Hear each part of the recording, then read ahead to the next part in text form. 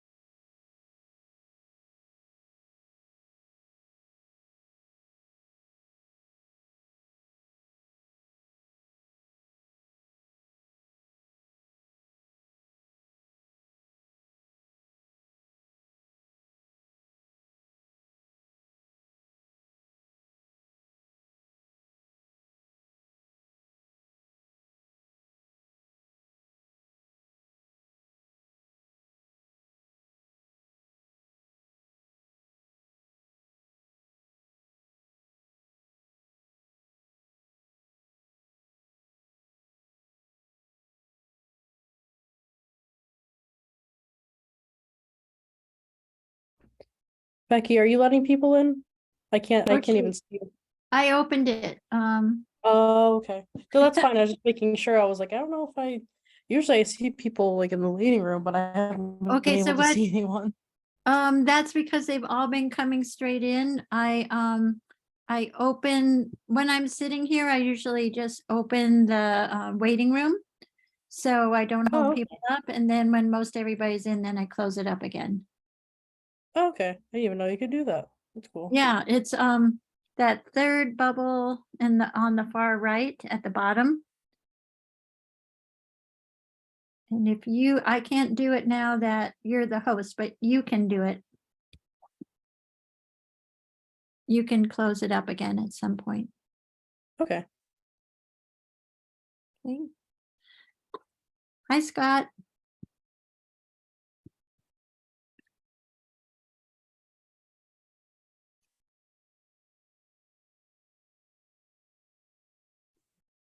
Good evening. I found the right button. How you doing?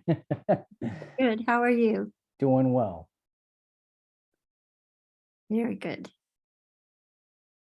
So I'm going to be joined by Jeff Gagner tonight as well. So I'm waiting for him.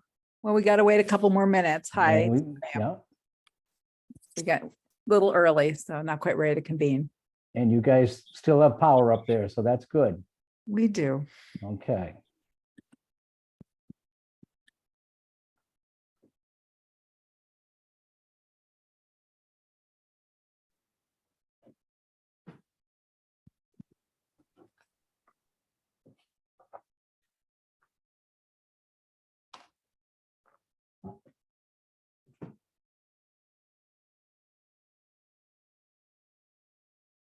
Miriam, what's going on at the lake? They're replacing a big culvert The one right at the road there, huh? Yeah, right at the dam. Yeah. right below the dam. And they probably thought it would be spilling this year. Yeah. The water's been crazy. Yep, it's rising up in the reservoir too. I So, guess this is a fun year for engineers, huh? Yep. Not for engineers that have to do field work. My daughter is a civil engineer, and she does a lot of field work, and she hasn't been enjoying it. No, and the bugs are just getting bigger and bigger. They're loving it. All right, 2 more minutes. I see we've got a quorum, so we'll just get moving. And I do have my host here. Somebody made me a host, I hope. Your co-host, so you can put everything. No, your host. Yeah. Okay, great. Oh, maybe that's why I can't see people. Or Are you a Uh, host, Terry? I don't think so. Let me see if I can make you one. I'll I'm try- sorry. I thought I had. Oh, it's okay. I don't know what happened. I'm making you a co-host. Okay. Thank you. Then You you good? can make sure people get in. Yes.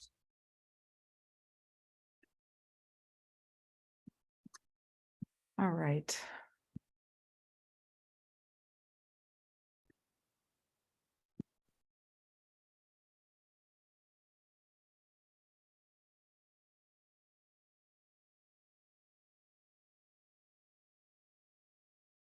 All right, well, my clock's saying 6 o'clock, so let's convene this meeting of the Shutesbury Conservation Commission on July 27th, 6 p.m. And for the record, we have present Miriam DeFont, Scott Kahn, Beth Wilson, and Mary David from the Conservation Commission.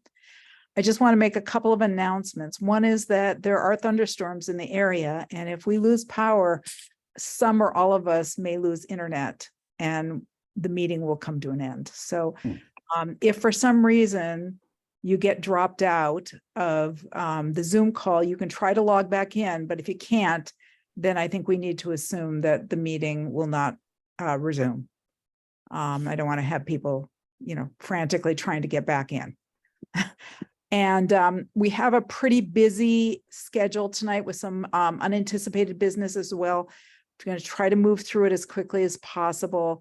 And my suspicion is that we're going to have limited time for public comments tonight because of that. We just really have a long meeting we have to get through.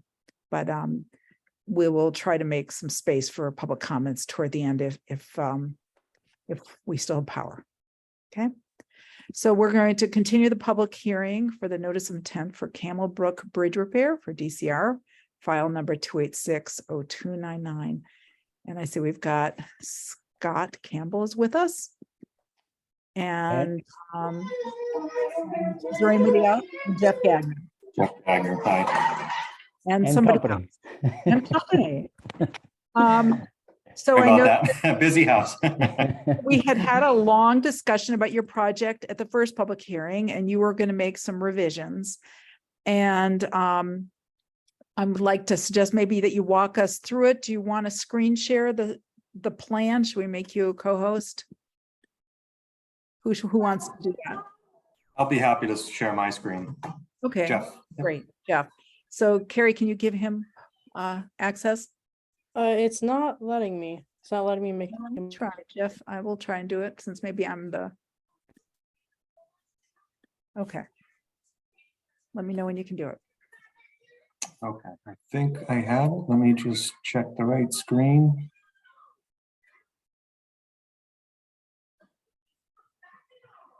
Looks good. Hopefully I got the right one. Which one can you see? Looks big like the cover page of the plan. Okay, perfect. That's the Well, one I'm nice. looking for. Blow it We're up a little seeing- bit more for us. Yeah, the thumbnails are showing up too, though. There. There you go. I'll blow it up as we get to a proper spot. So should I just go ahead and proceed, or do you have any introduction? Or Well, this is just for the members of the public. This is a continued public hearing, so we've already had a pretty thorough discussion. This is on DCR land over Camel Brook, which is a perennial stream, and DCR has a wood road where they have a removable metal bridge, and they want to repair the road, put in some retaining wall and stormwater features, and then repair the abutments so they can replace the metal bridge back on top. So that's where we left off.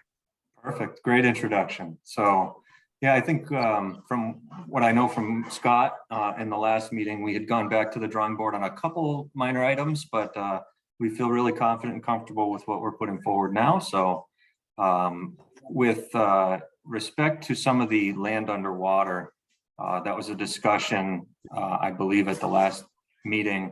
It was a continued discussion and collaboration with Mark Stinson at DEP about trying to explain what our intentions are with that land underwater. If you could bear with me, I'll go to a photo. That might be the best way to kind of look at this. So what we're trying to do, the intent is really to just restore these abutments, and of these stones that have sort of fallen into the stream, we're just looking to carefully extract the stone itself out and sort of restore these walls. It's not a means of reshaping this channel by any intention. It's more of a just trying to restore things back to the original intent. So we tried to quantify that, and we did put that forward in our narrative. I think it came down to about 15 square feet. We tried to put a volume on it, but we said no more than 2 cubic yards. It's really a small effort when it comes to it. It comes down to less than a dozen stones. That was one item. Could I ask you a question? Absolutely, yeah. I don't think we ever talked about it, but I'm assuming that the abutments are meeting the openness ratio requirements. Absolutely, yes, great question. And it is spelled out in the stormwater calculations that we did meet the openness ratio and the other 3 standards for the Mass Stream Water Crossing standards. And just for people who are watching, there are state regulations for how you design culverts and bridges to make sure that they are sized properly. So that's what this is about. Yeah, excellent. Trying to think, the other revision that we've put forward is the approach, and bear with me if I'm scrolling a lot, but I'm just trying to get to the right area on the plan. So this is an area that was discussed, these stormwater conveyances And again, it was kind of followed up on with Mark Stinson, and we tried to put a good faith effort in trying to make an improvement to this site. One of which was the stormwater conveyances. So it was originally called a riprap or level spreader. We're making a change of terminology and approach. Mark provided us a good resource for unpaved road, basically a management plan on that. And they had a section on energy dissipating channels with these stone dike callouts. So we're going down that path for stormwater conveyance. And really, this is just an effort to provide an improvement over what's there.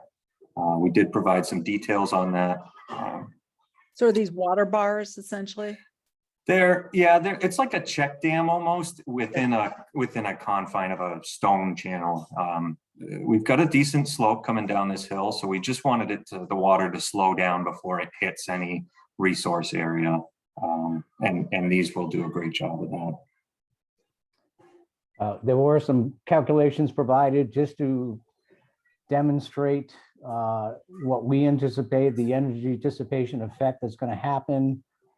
It will be non-erosive leaving these channels, these conveyance channels. We can't argue with Mark's point that it is not a level spreader due to the limited size of the area. It is just, it's a limitation of what we can do there. But there is a small drainage area, so we do show those calculations of what we anticipate the runoff generated in a 10-year storm. And we do try to demonstrate that we're trying to, as best we can, meet the intended standards of providing a non-erosive discharge before the wetland. Great. Okay. So of the plans, those were the two sort of larger items. One clarification point that was asked for, and hopefully we did a decent job of that, is to try and spell out. So this is the, let's see, I think this is the existing, this is the site plan. And what we did on this dashed line circling the crossing itself is I created an inset just to sort of blow up that crossing and show you the intentions of what was put forward on the WPA Form 3, our restoration temporary disturbance. So the blue line being the bank disturbance call outs that we have. And then these sort of light pink hatched areas is my mimic of the land underwater restoration. And then the temporary wetland disturbance is highlighted in green over here. So hopefully that was made a little clearer on the plans.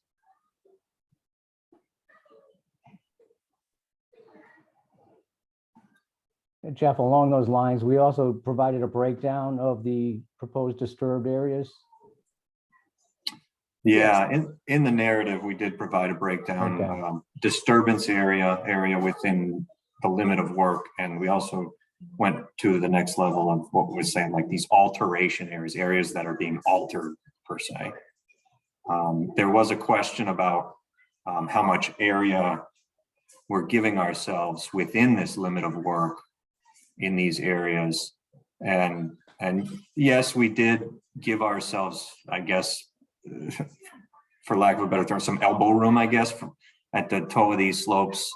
And the reason being is we put ourselves in situations in the past on other projects where we did not give ourselves enough room for even temporary staging and construction of these areas. And we've had to go back to the drawing board after the fact and expand our limit of work. And it's much more difficult to expand on a limit of work, we find, than to claim it as a potential area of work now. And if we don't need it, we don't use it. Hopefully that makes sense. And just to remind me, when you're talking about the 25 square feet of BVW alteration, you're characterizing it as temporary, but my recollection was that it's a slope that was going to end up being riprapped. That's correct. And Yeah. my question is, how do you characterize a riprapped slope as temporary? It seems like that's a permanent alteration. Yeah, and I think that goes back to the characterizing the wetland itself. or characterizing the abutment as a wetland. I don't know, Scott, do you have any follow-up Yeah. based on the conversation you had with Mark? With Mark, basically, we're trying to, he understood that the area that was characterized as BBW isn't per se a vegetated wetland. It was the area under the high water mark of that abutment, which original abutment was a stone abutment. So we are going to temporarily restore that, and it's still going to be a stone abutment, but it is an area that's below the high water mark. So I think it's misleading to call it BBW. So I think it led to some confusion.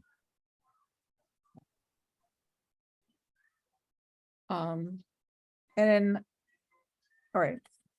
And I suppose whether it's temporary or permanent, if we permit it, that's the point. We could call it permanent and still permit it. If we didn't think it was significant for the interests of the act and the bylaw. Yeah. Okay. Yeah, we feel it's important to restore it. It is an area that's also being undermined.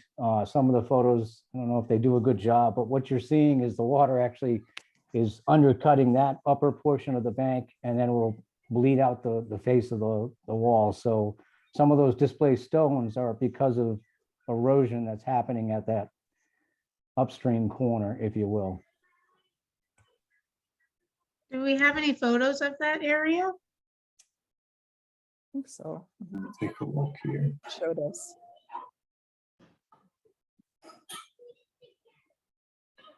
So I have a photo from downstream. Downstream. Is that the same side? So this is the north side abutment, and up here on the far side of the photo is that what they're characterizing as BBW on this side. So it's an area that almost looks like it had more of the rock abutment, but it's collapsed out of that area. Yeah, definitely some slumping, but I characterize it as wetland. It was kind of misleading, I guess, but we're going with the delineation that was put out there. Okay. Any other questions from the commission?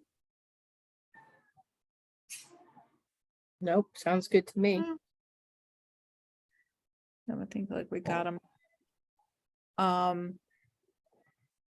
I think that given kind of what's been going on with weather and extreme construction situations, what we're probably going to ask is to have a pre-construction site visit to approve the erosion controls would be my recommendation. When are you thinking of doing the work? It's a great question, and really our first efforts are to get it permitted. We plan to do this in-house with in-house materials, resources, and personnel. So once it's shovel ready, I guess we'll go back to the drawing board with a roads committee group, including the watershed maintenance department, and see where it fits into the schedule. With that said, we have an element of contracted work with the trees, because those are high hazard and we want to make sure that those are removed properly. So this could be, in all likelihood, will be a multi-year effort. And did you change the narrative to include that the trees are going to be removed by cranes? Because that was what we had discussed, and I did not add it to the draft order, but I'm wondering if we have to, or is it referenced in the permit, in the NOI? That is something I don't know if it was addressed in the narrative off the top of my head. Yeah, I don't believe it was. I think it almost be beneficial if you guys include it in the order. I agree. If that's possible, that would be the cleanest way to do it. And Well, I'll tell you what, before we close the public hearing, well, I can still talk to you because we can't ask you questions after we do this. I am going to pull up the draft special conditions. And we should I can, sure stop we've got- sharing? yeah, Okay, excellent. Commissioners, any more questions or should we go forward with talking about this? I'm fine. Okay. Yeah, no, I'm good. I'm gonna screen share. Sometimes we do it this way with our commission. I realize other commissions don't do it, but sometimes we kind of go through the permit with the applicant, which kind of a process I kind of like because it lets us have a dialogue before we throw conditions at you. Because when we close the public hearing, we can't talk about anything with you. So I'm gonna just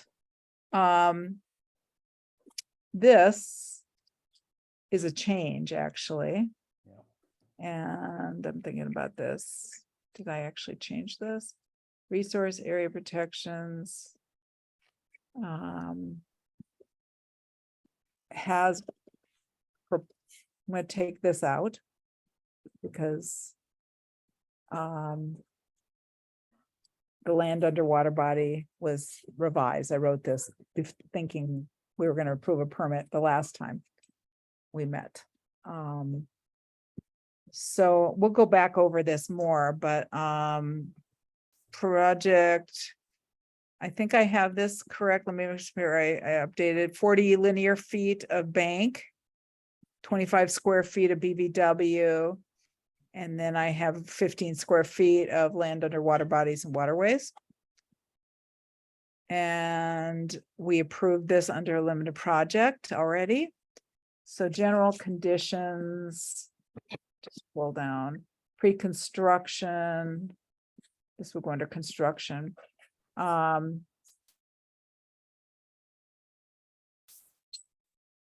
So here, let's think about this. So what tree removals shall be accomplished?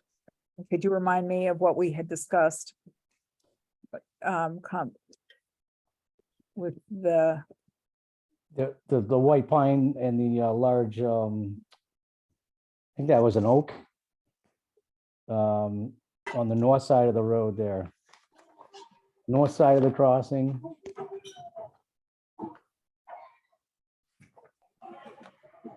We are showing a 28-inch pine, a 28-inch, a 26-inch pine, and a 60-inch hardwood. I believe the hardwood was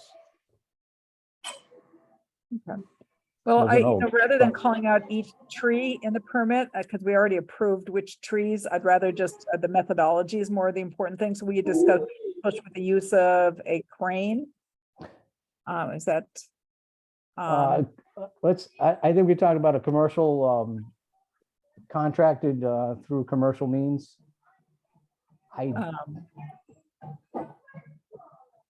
Likely a crane, but I guess, if they have other equipment that can remove it without actually dropping it in the wetlands, I would defer to them. Without dropping the trees in any resource, well, in any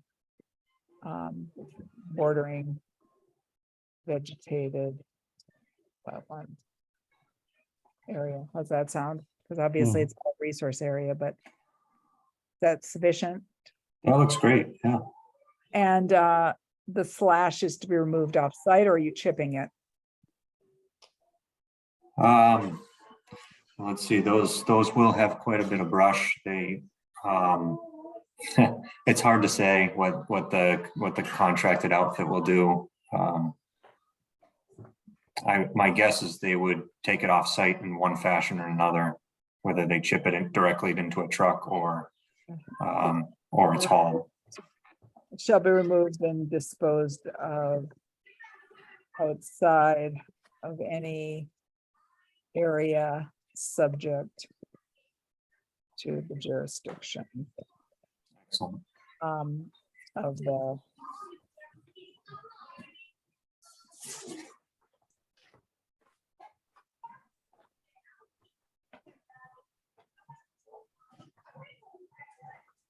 sound all right? So once it's out of our jurisdiction, we don't care where you put it. Sounds Okay. good. All right. Unconsolidated. All right.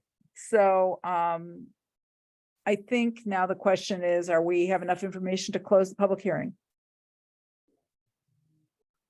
The commit, I it's a think, question. I do. I think so. Okay, somebody make a motion to close the public hearing? I'll make a motion to close the Oh, wait, wait, public wait, hearing. before I stop, was there any public comment? Before we move? No. Okay, go ahead, Mary. I'll make a motion to close the public hearing. Second, Second, okay, David, Aye. Defont, I. Con. Scott muted. Scott, you still there somewhere? You're muted, Scott. Yes. I'm sorry. different Scott. Different Scott, that's what I thought, okay. You're not I hate voting, these- Scott. Okay, hate Scott these Con Zoom is, Scott, are you of sound? Can't hear you, Scott. Okay. I see the thumb, that's good. Okay, all right. So let's go through, I'm assuming we are going to approve this permit.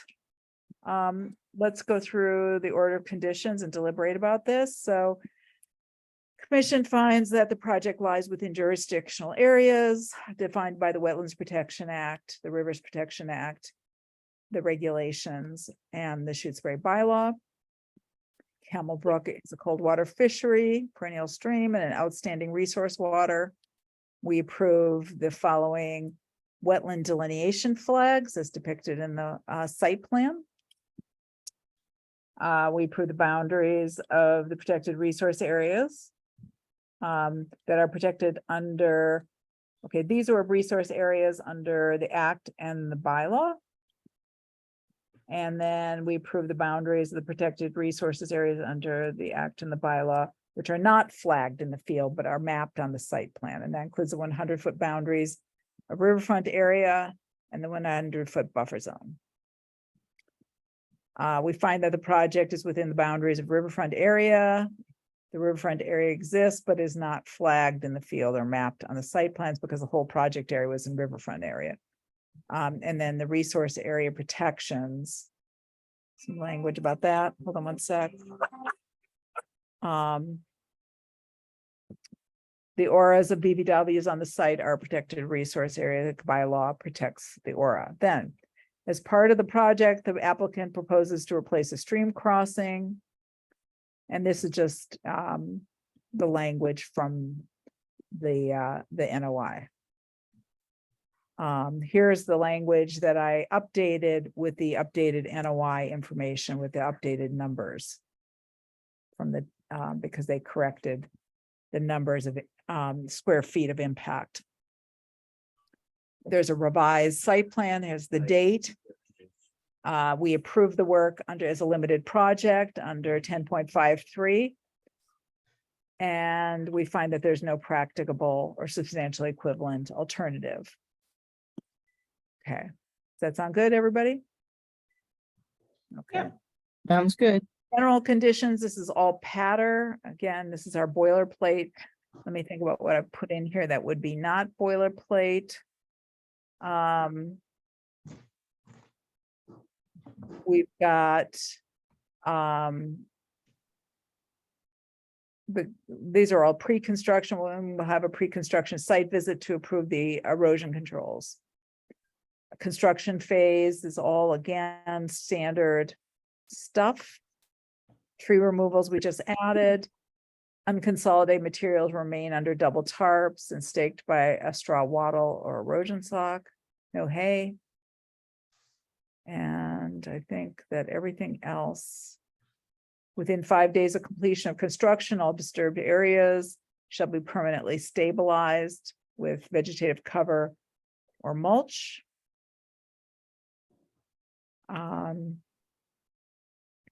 And continued maintenance until achieved. Does that make sense? That they'll be permanently, within 5 days, you can't have it be permanently stabilized. No. So I would say shall be stabilized with vegetative cover if it's already grassing over, or mulch, and then continued maintenance until permanent stabilization. And then seeding. I believe that they are using a conservation mixed grass seed, so I don't think we need to reference that. And then post-construction site visit, and then photograph to show that it's revegetated after no more than 12 months. And then permanent prohibitions for use of herbicides, pesticides, certain types of fertilizers, which are not really relevant, but we put these in anyway. And then the applicant shall maintain all stormwater best management practices. It should be capitalized, really. According to the the operation and maintenance manual in the NOI. That's any additions or revisions? No, No, looks good. Okay. All right, do I have, first of all, do I have the commission's permission to sign digitally for everybody? yes. Yes. Okay. And as you may recall, the way we've been issuing our orders of conditions is with two separate OOCs, one with using the bylaw form and one using the NOI form, the WPA form. And I do not have them both made. I have the NOI form made up in EDEP, so I'm ready to submit that. I have not made up the bylaw one. I'll have to take care of that tomorrow morning. The only difference will be that under the bylaw form will include the number of square feet of aura alteration, because that's an alteration of a resource area under the bylaw. Okay. So good.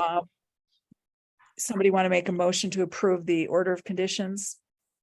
I'll make a motion to approve the order of conditions for Campbell Brook Bridge repair. Second, Second, hey, David, Aye. Stefan, I, Con, Aye. and Wilson. aye. Okay, thank you very much for your time. We've appreciated it. It's been a pleasure. Excellent. Thank you all very much. Thank you. All right, good Thank you. night. Good Good night. night. We will send you a digital copy of the permit, and then it'll be one sent to your office. Excellent. Okay, Perfect. Thank you so much. Have all a right, good night. Okay. It is almost 6:30 and we have another meeting at looking at our schedule, I believe actually, no, we do not have a public, our next hearing is at 7. So we can try to take care of some other business in the meantime, try and move some things out in the next half hour. So I know that Becky is here, and I believe Matt Stickowitz was going to be coming. Do you know what time he's coming, Becky?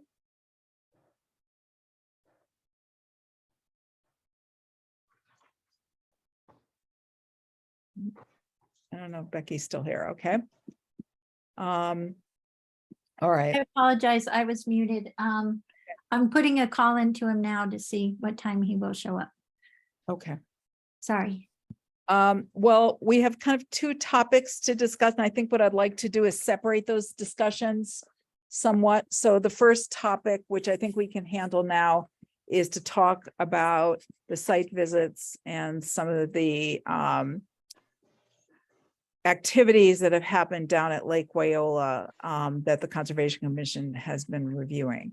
And as we have on the agenda, there are some concerns here about enforcement of 2 permits at Lake Wyola that the Conservation Commission oversees. One is for the drawdown of the lake, and the other is for the Lake Wyola culvert project. So I thought maybe what I would do for the benefit of the commission is just summarize a little bit about what's been going on and the chronology, and then we can have some discussion. I think we'll have time. So as everybody remembers, this project, this is focusing right now on the culvert replacement. It was permitted in 2020. And back in 2021, we had a pre-construction site visit and we approved a control of water plan.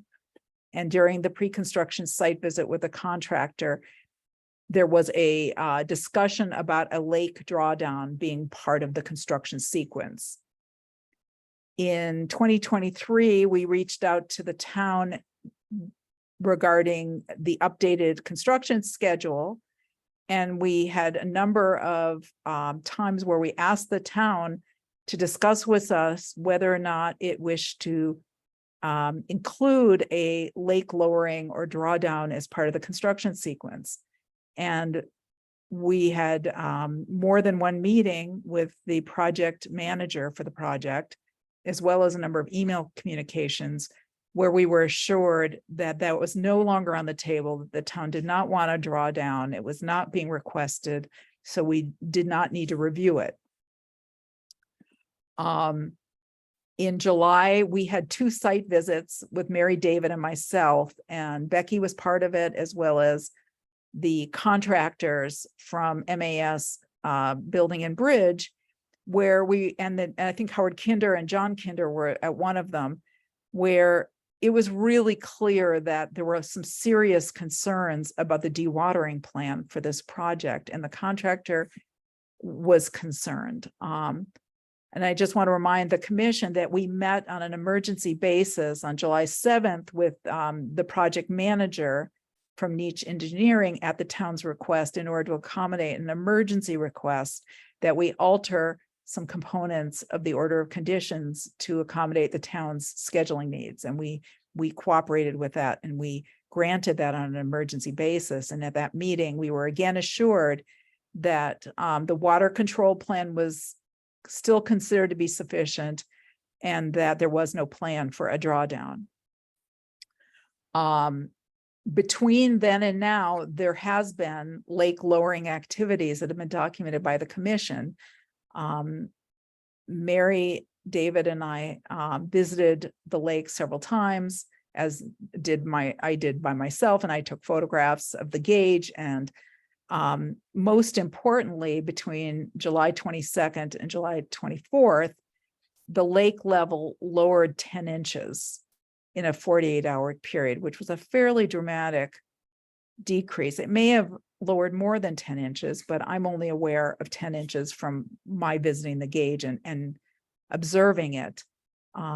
The performance standards for lake lowering is that you shouldn't lower a lake more than 2 inches in a 24-hour period, because rapid drawdowns expose mud flats very quickly, and aquatic organisms do not have an opportunity to migrate to deeper water, and it can cause a massive wildlife die-off.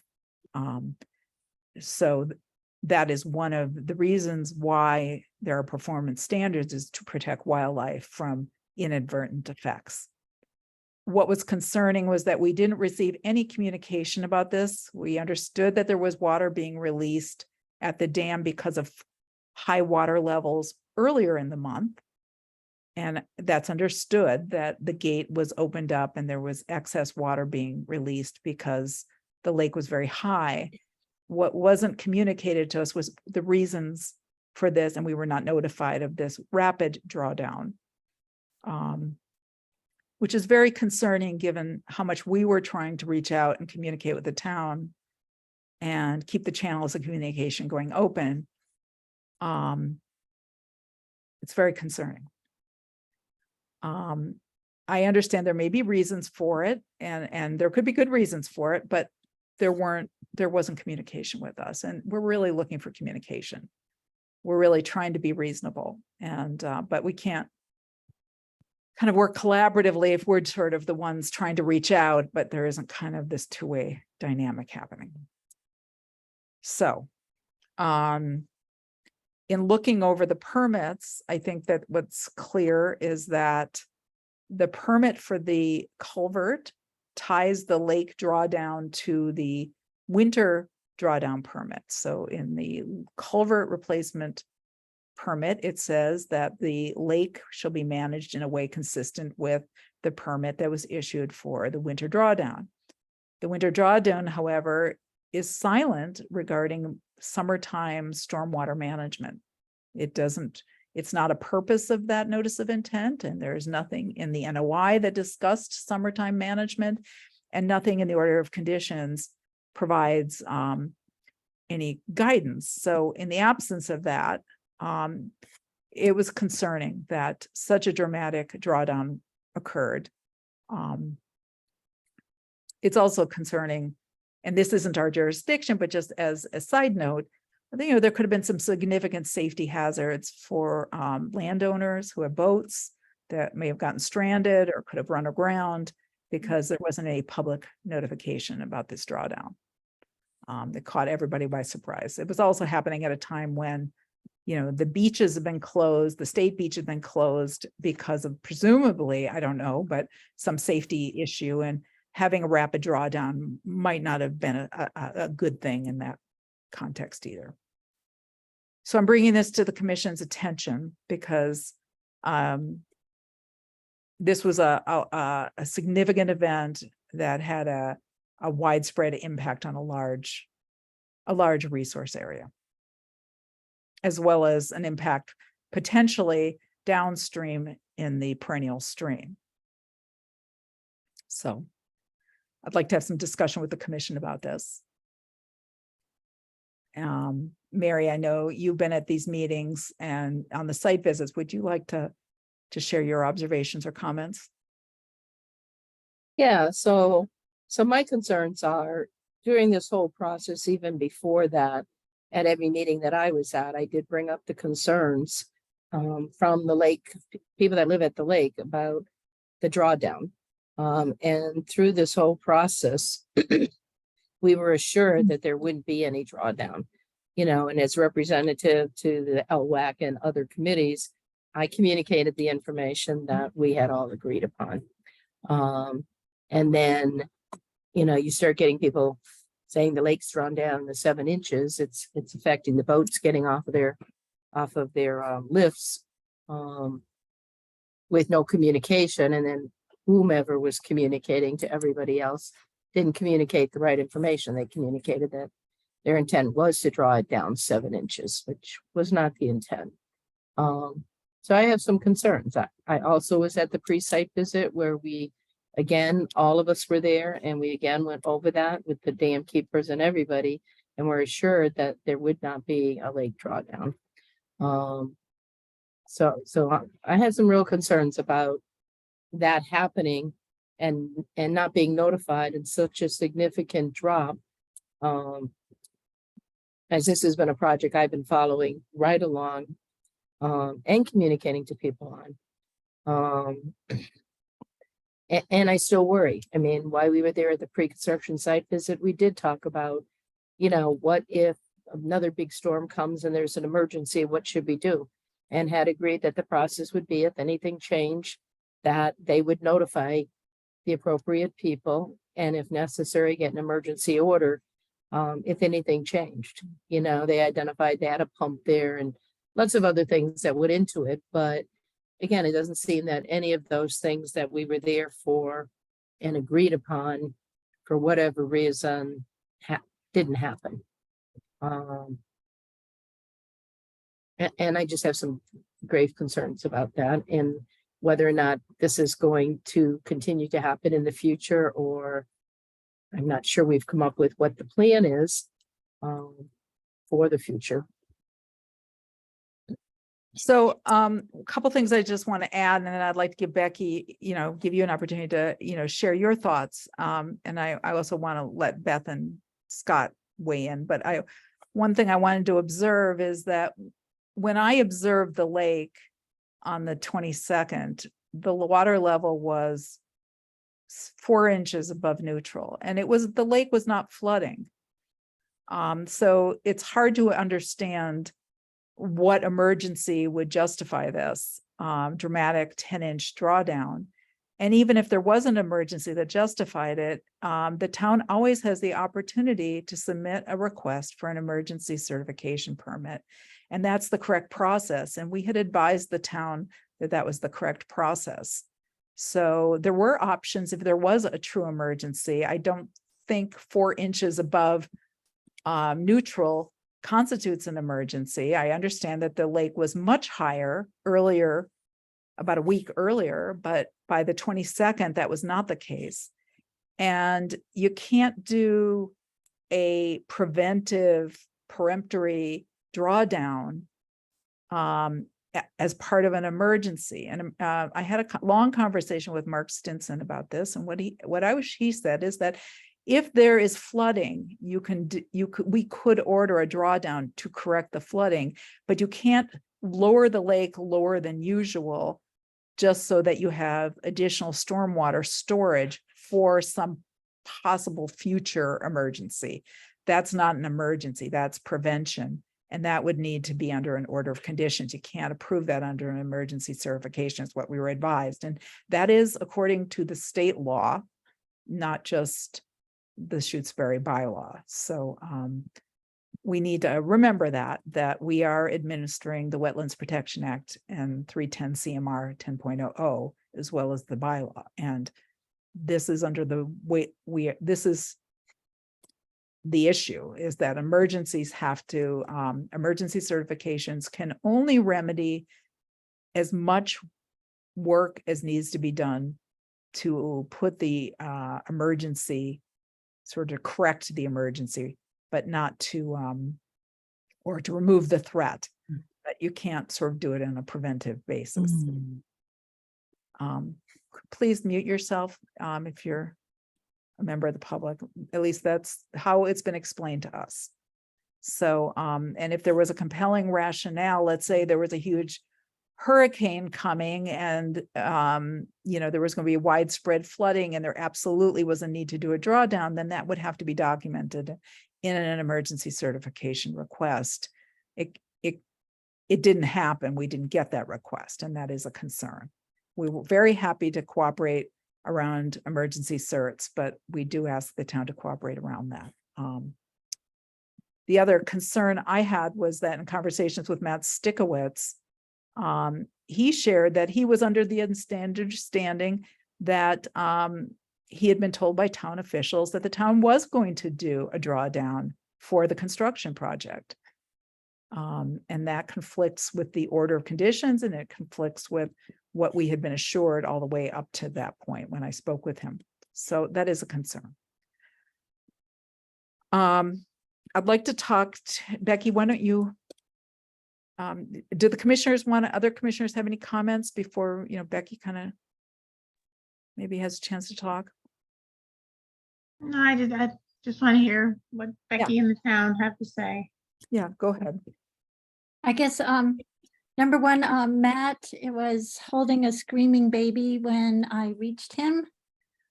He said he can be here at 7:45. Clearly, we started with the culvert project, which I count on Matt for a lot of support on. But here we are. So I will explain where my experience was, having been at the same meetings with Mary and with Miriam. My understanding was that Howie was going to maintain between 1 inch and -1 inch, as he would normally attempt to do during the summer months. When we had the bigger rain, I saw, he said he was making some corrections because of the bigger storms. But I did not have any communication with him between Saturday morning and Tuesday, when unfortunately he had proceeded ahead with his concerns about his understanding of the culvert project, which unfortunately were not what we had been talking, and I had been reasserting with him that we needed to keep within the bounds set by Concom. And that if we had a major issue, if, most typically, if we're talking about procedure, I would assume that when it went up on Friday night, I think it went up like, what was it? Friday we were down to 0, but it went up 6 inches by Saturday morning. So the lake itself was making major adjustments. And that's the kind of communication I recommend that we maintain with Concom going forward. I have worked with Howie to be sure that he has, he's clear on this. By this morning, he, I've also been talking to him to get Miriam has been saying that we should be, idealistically, we should only touch the gate 2 times a year, in the winter and then in the spring, and then letting the spillway do the job. So at this point, what we've established, and and correct me if this is the wrong thing to do, but my understanding is he will maintain it as close to the -1 0 and +1 as possible, but it'll have to happen through the spillway, because he's at this point, we can't have him touching the gate. It's open 1/2 inch at this point, which is where he normally has it in the summertime. If the Concom grows concerned about the spillway levels, if they climb over 12 inches, they will flow onto the lower spillway for another 8 inches. And if they spill over that, it will begin to flood the yards, the properties around there. So the intention going forward, and I'm working hard to, make sure everybody is on the same page and there's no deviation, that we continue, that we comply to what we should have from the very beginning. There shouldn't have been a deviation from that. If he was going to make an adjustment, we've got to communicate with Concom, as he does not use email, he uses phone, and doesn't attend Zoom meetings. I will be the party in the middle to make sure we keep up constant and clear communication with Concom, and that any questions you have are immediately answered, and I'll follow up with the contractor and the engineer about any and everything that becomes a concern. Becky, can I just respond a little bit? I really appreciate what you're saying. I really appreciate it. And I think that you're supporting the communication will be extremely helpful. And I wholeheartedly support that. So thank you for being willing to do that and to keep us in the loop. I just want to be clear about a couple of things. One is that the Conservation Commission doesn't decide when emergencies happen, the town does. Okay. So if there is a threat to human health and safety or infrastructure, we're not the ones who decide that threat occurs. It is public safety, emergency management, the police, Board of Health. It's somebody else, the highway department. It's not us who makes that determination, and nor would we want that responsibility. The town is responsible. Okay. If you think that there is an emergency, what we are asking is that you communicate with us and we will cooperate with you. But okay. I think that's very important, that I don't have a situation where somebody's house is being flooded and you're saying, oh, Concom won't let us do anything. Sorry. That's no. What you're saying, but I just want to be clear that is where we are. I think that what is unclear here, and this is something that we need to resolve, and I don't think tonight's the night, so I'm not proposing that we resolve it, is what we consider to be the appropriate minimum flow. And I'd like to table that. I don't think tonight's the night for that conversation, but I think there needs to be some decision and agreement about how we're interpreting the order of conditions and how he is operationally acting on them. Okay. And that we'll save that for another meeting. Okay, and that would be helpful in both directions to have clarity, because reading through the various orders of conditions and the performance standards, I'm a bit confused. I've identified the 2 inches or the 3 inches per day, but it would be wonderful to have everything very, very clear. Yes, on both sides, and I will make sure that we can have emergency certificates on hand if we get to that point, so we can quickly submit them. Yes, that would be great. What I would like to propose And I know this doesn't sound great to you, probably to be on there, but I think that we're trying to be collaborative here. And I am not proposing tonight that we issue an enforcement order. I know that's what we're sort of vaguely talking around. But I would like to propose to the commission that we issue what's called a violation notice, which is a letter where we outline our concerns. And I've drafted a letter, which I'll share. And we ask the town, we're not ordering the town, but we're asking the town to take some remedial steps to address some of these issues. So again, not an enforcement order, but following up on these concerns, which, you know, are potential violations, we can call them. But we really want to be productive and constructive here and try to resolve these issues. We're not trying to be punitive. We're not trying to embarrass anybody or point a finger. I don't want to point a finger at any town employee here. That's not what we're about. We just want to make sure going forward that we're being very clear about what we would like to see happening. And one of the things that I want to propose is, and this is a complicated piece here, is that I shared in an email that the permit for the drawdown, the town was under the impression that it was expiring in November. And I also have to say, I was thinking that it was expiring in November, but I was corrected and I verified by talking to a couple of other people that in fact, it's not expiring in the fall. Because of the pandemic, there's an extra 462 days added to that 5-year permit. So even though after the 5-year deadline was supposed to be in November, it's actually January of 2025. Now, the town I know has been talking about hiring a consultant and developing a new notice of intent. And that, you know, it was going to look very difficult to get that done by November. That was a problem because the drawdown begins November 1st. We have a little breathing room because the permit is not expiring on November 1st.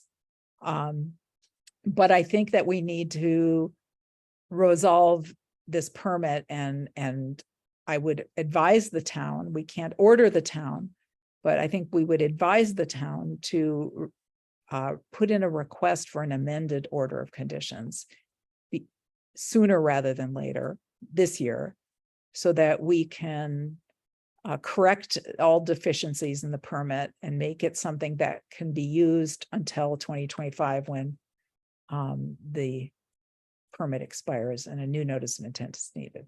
That would be my recommendation. That's the recommendation I want to make to the commission, that we vote to support that. I've got a draft letter that is advising that. And again, we can't make the town do it.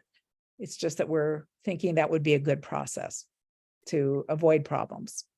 I have already received one so far. Hopefully 2 or 3 more are coming in, proposals for the drawdown permitting work.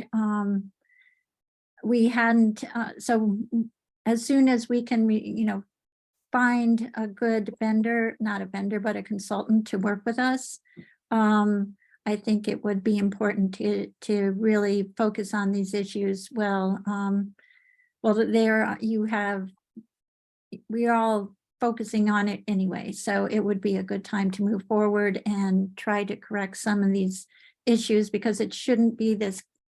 It should be much clearer to every party what the expectations are. Absolutely. And it should be clear and very clear so that Howard has a clear path. For example, I know that there is an operation and maintenance manual that's used by him, but I can find no reference that was ever incorporated into the order of conditions or notice of intent. So maybe it's been discussed with previous generations of the commission, but there's no record of it that we are able to locate. And it would be really good to incorporate that so that it's part of the permit. And so that, if it's an agreed upon process, then he has the latitude to work within those parameters under the permit. Yeah. That works for him, I think. Scott, you have your hand raised. Yeah, thanks, Miriam. I really like your proposal as an interim step. I think short of an enforcement order. I think that this accomplishes the goal that we're looking for here, which is improved communication with the town on these issues. And Becky, I appreciate you, your commitment here to what I'm understanding is that that you're committing to the commission to be that intermediary, to be the person who's communicating on this, to make sure that the work taking place is compliant with the permit. And, moving forward, that we'll have really good communication between the town and the commission, and that's what we're looking for. So I appreciate that, and thank you. I like this approach. Okay, great. Yeah, I think it'll help everyone. Okay. And again, I know it's a So- little, oh, go ahead, Mary, go for it. Yeah, I struggle with this, and I have some concerns as to whether we should do an enforcement order or not. I mean, there were clear violations. There were multiple meetings where these things were addressed. And yet they still happened. And even after more meetings where we addressed them, they still happened again. So I do have some concerns, because we agreed upon communication and that we would be communicating and everything we did at the pre-construction site visit. And a lot of what we did there wasn't followed or wasn't done. So, I mean, I struggle and have some concerns with why this would not be an enforcement order. Scott, do you have your hand raised?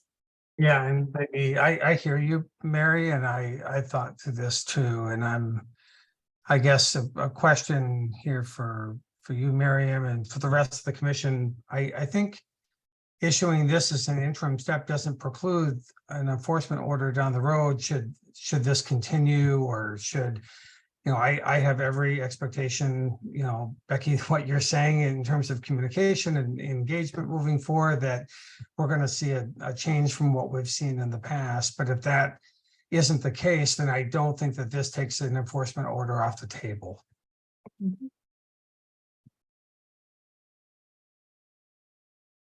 I think that my thought about it, and I'm debating it, but I think it's a good process to try to work with a violation notice first. And then if that doesn't lead to a satisfactory outcome, or there's continued compliance issues, then I think that we have a clear path if we need to go to enforcement. But this is our first conversation. Seriously, I mean, we've been talking about this, but I think this is the first conversation we're having with you, Becky, about it being a compliance issue, a regulatory compliance issue. So I feel like this is our first conversation. So it feels to me like maybe a violation notice is appropriate. I mean, I see a hand raised, Tracy. We're kind of in the, I'm going to hold off on public comment right now. Just because I think we need to kind of, well, I'll allow some public comment in a few minutes, but I think we need to finish our discussion. And one thing I do want to say, and I understand that, permitting costs the town money, and permitting is time consuming. And there's always a concern that having more permitting hurdles will interrupt a project schedule. I appreciate all the logistics. But one of the things that has been happening for the last 6 months in frequent conversations that I've had with town officials and also with the project proponents, including niche engineering, is something to the gist of, we really don't want to fix this permit, because then we would have to go and give notification to natural heritage, because Lakes Wyola is a designated habitat for an endangered species, and we don't want to do that. And that's been just very concerning to me, because I've had conversations with natural heritage. It's not at all clear to me that they would in any way interfere with this project. I don't think that there's any evidence to assume that, but to go this far out of your way to avoid submitting a mandatory application to this state agency is concerning. And one of our requirements when we issue permits in priority habitat is that we do require proof that notification was made to natural heritage, because we are tasked with protecting wildlife habitat, including wildlife habitat for rare and endangered species. So, but we don't supervise that program. That is a state program that's established under state law. It has independent jurisdiction from us. And it's just concerning. And I bring this up because there were 2 emergency certifications that we issued in the last 3 months to the town for work on the Lakeview culvert. And as an order, as a condition in those 2 permits, we required the town to show that they had filed with Natural Heritage within 30 days, or maybe it was sooner than 30 days. I can't remember. And we got a letter in July from Natural Heritage. We were CC'd on a letter to the town saying that those filings never happened. And Natural Heritage was now requiring a retroactive filing by the town. So we really don't want to have these situations coming up. You know, when we put something in a condition and we say you need to do this, we really are expecting the town to comply with that, because it's required under state law. You know, it's not just something we're making up. The town has to comply with state law. So, and we need to know if Natural Heritage has any conditions, so that we can act appropriately. So just asking, please, in the future, to not view Natural Heritage as the thing to be avoided. And the deterrents for, and this is no excuse, but I need to get the $300 check. The filing materials have all been put together and it needs to go in. But finding money at the end of this year became a problem. I should, this new fiscal year, we will be able to find funds more easily. We had a lot of overruns from heating, electricity, and so we need to anticipate each time the Natural Heritage fee, the Beaver Dam one is $300. I had been talking with Matt about the MISA application that we need to get in for the lake project or for the drawdown, either one. And he had a chance and opportunity to speak with them, and we're talking, moving forward with it. Well, that's good. I mean, one of those permits we issued in April, that wasn't the end of the fiscal year. So again, that was also not, there was no submittal for that one. I think we want to move on. I think, I think this has I been hope to get on track. yes. And I think this was a We good haven't been. discussion. What So I'd I like, think, I just, I Yeah. don't think Beth has spoken up, but go ahead. I just want to say one more thing, and I don't remember if it's in your letter, is that, I do think that the commission members need to do more site visits, whether it's 1 or 2 a week at different times to go look at the site, because every time we've gone there, there've been some issues with the erosion controls or what they were doing with things. And, I do think we need to keep up on this. And I would hope that would be shared with everybody on the committee, kind of taking a look at them. Sorry, go ahead. Beth, did you want to have any comments? I think I like the path that you proposed, and I definitely think communication is going to be key. I think we're kind of confusing things a little bit. There's 2 different orders of conditions, like we've been saying. There's the drawdown order conditions, and then there's the culvert replacement project. And I think we're going to talk a little bit more about the culvert replacement one later in the meeting at all. Or are we talking about water control with Yeah, that later I in think the we're going to meeting? talk about the water control later when Matt is here. Okay. And But so I in know- terms of drawdown, I mean, I guess I feel like I like the path that we're moving forward with right now. And I think the one thing that we might want to include is good communication, but then maybe some monthly sort of report or something about any drawdowns or any changes that have happened at the lake over the previous month that maybe the dam keeper could send to the Conservation Commission, that kind of thing, just Yeah. so that we, until we get the new notice of intent, or I guess maybe we're going to amend the existing order, which would be good too. But I guess I look forward to seeing what the engineers come up with, whoever we end up hiring to, you know, for that, the new Great. notice of intent. All right, do you want to go over this violation letter? I know we have a public meeting that's supposed to start at 7, so we're a little behind the gun on that one. Do we want to do this notice and go through it now, and then we can dispense with it and move on? Or do you want to pick it up later? I think we should do it now. I agree. So, I'm gonna, I can screen share it. Do you want me to screen share it? Is that all right? And, so again, the purpose of a violation notice is not to be punitive. It's really to be informative and to try to create some communication with the applicant, in this case, the town. Can everybody see it? Yep. Okay. All right, I can't, when I have it open like this, I can't see if somebody's got their hand raised, so please shout out to me. Okay, the commission has information that you or your agents may have violated the Massachusetts Wetlands Protection Act and regulations. The following activities may have impacted protected resource areas and their associated adjacent upland resource areas. Please note that this is not an enforcement order. It is a notice of violations with requests for action.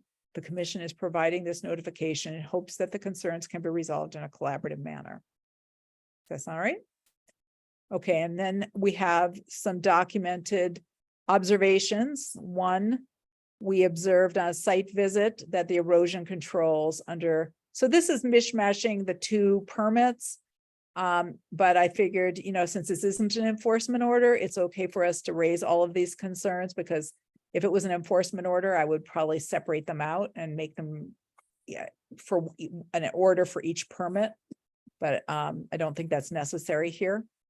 So we had concerns about the condition of the erosion controls. We had seen that there was soils displaced outside the limit of work, and that they were not being repaired at the end of every workday. We observed between June 23rd and July 25th, documented fluctuations in water release levels that were inconsistent with the order of conditions. Prior to July 13th, very low release levels were being observed at the sluiceway of the dam. And so for people who don't know, the sluiceway is the pipe, the spillway is the spillway over the top. So the sluiceway is different from the spillway. And I would just, as a point of information, when you release water from the sluiceway, that is water coming from the bottom of the lake, and it is the coldest water, and it has different nutrient characteristics than the warmer water that's on the surface that goes over the spillway. So while water is water, all water is different also. So it's worth noting that, I think. The dam keeper increased the water flow at the dam after July 13th. Although the commission recognizes the month of July had been a period of high water flow, the timing of this alteration took place right before the construction began for the culvert project. We were advised by Niche Engineering that the town intended to draw the lake water level down for the project before the dewatering stage of the project began on August 1st. This intention, if correct, and I'm saying if correct, conflicts with the months of guidance provided by the town about this aspect of the project, in which the commission was assured that no drawdown was to occur. Between the 22nd and 24th, we saw this rapid drawdown of 10 inches that was documented. The commission is unaware of any emergency condition as defined by 310 CMR 10.06 that existed that merited such a rapid and excessive drawdown in the middle of the summer, nor did the town contact the commission. In the absence of a permit or other authorization by the commission, lake drawdowns cannot be instituted for prevention purposes alone, I would say. The 286-0272 order of conditions does not authorize summer drawdowns. Of note, the 2020 memorandum of understanding, which was signed after the issuance of this permit, is advisory and does not have the force of law. It was not incorporated into the order of conditions, so it is not something that we can rely upon as being part of the permit.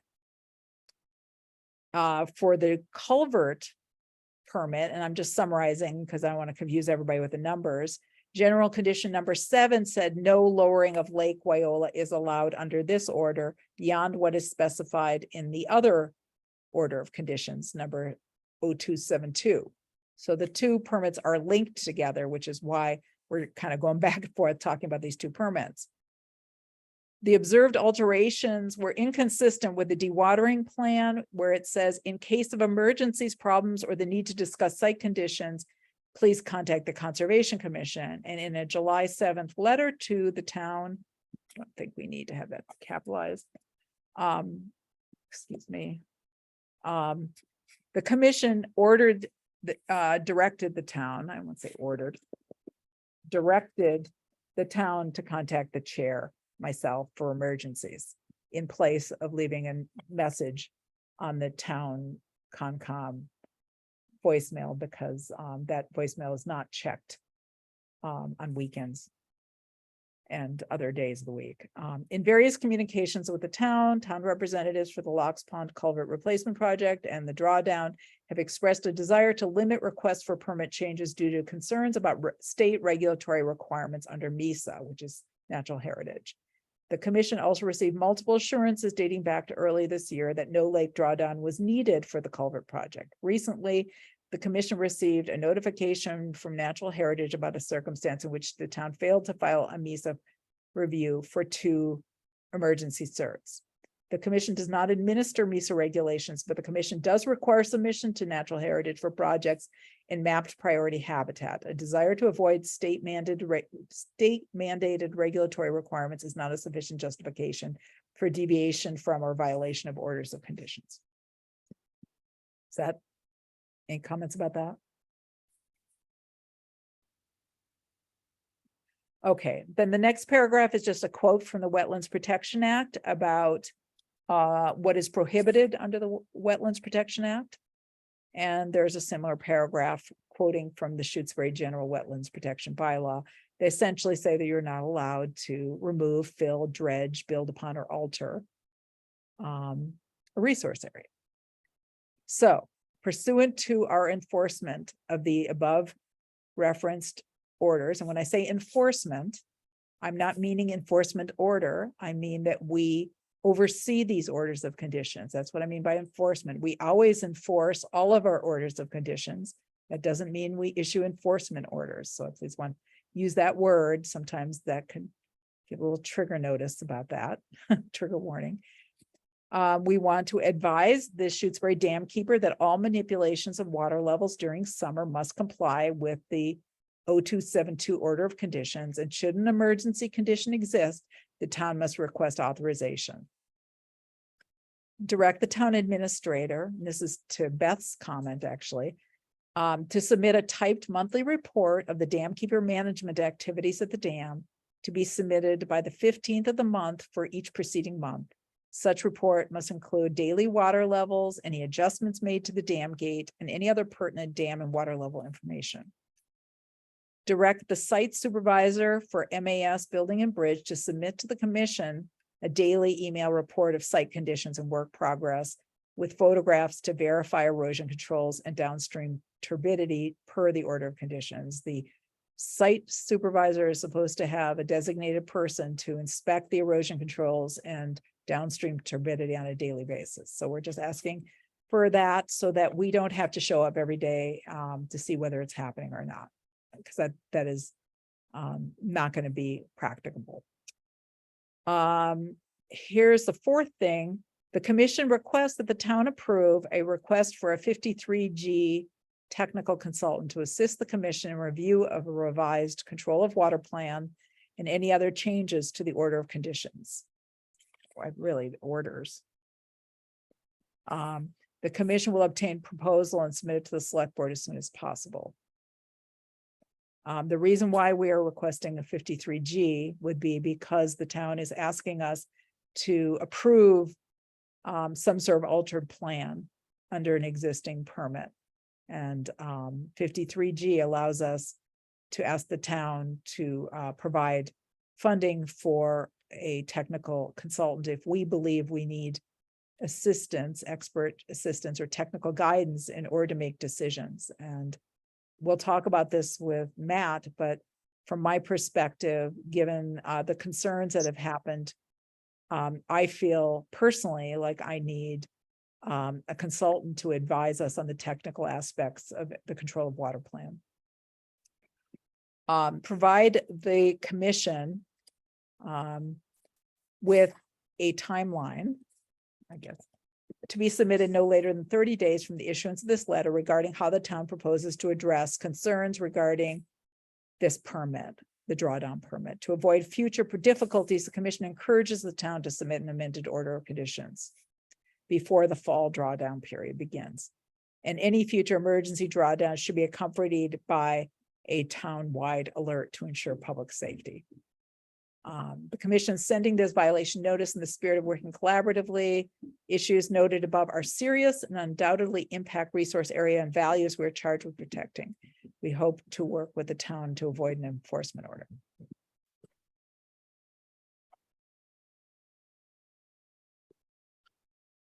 Commissioners, is that any suggestions or comments to that? No, I thought that was good. All right, so we can move on. Would somebody like to make a motion? No, Mary, did you have any comments or? No, Okay. All right.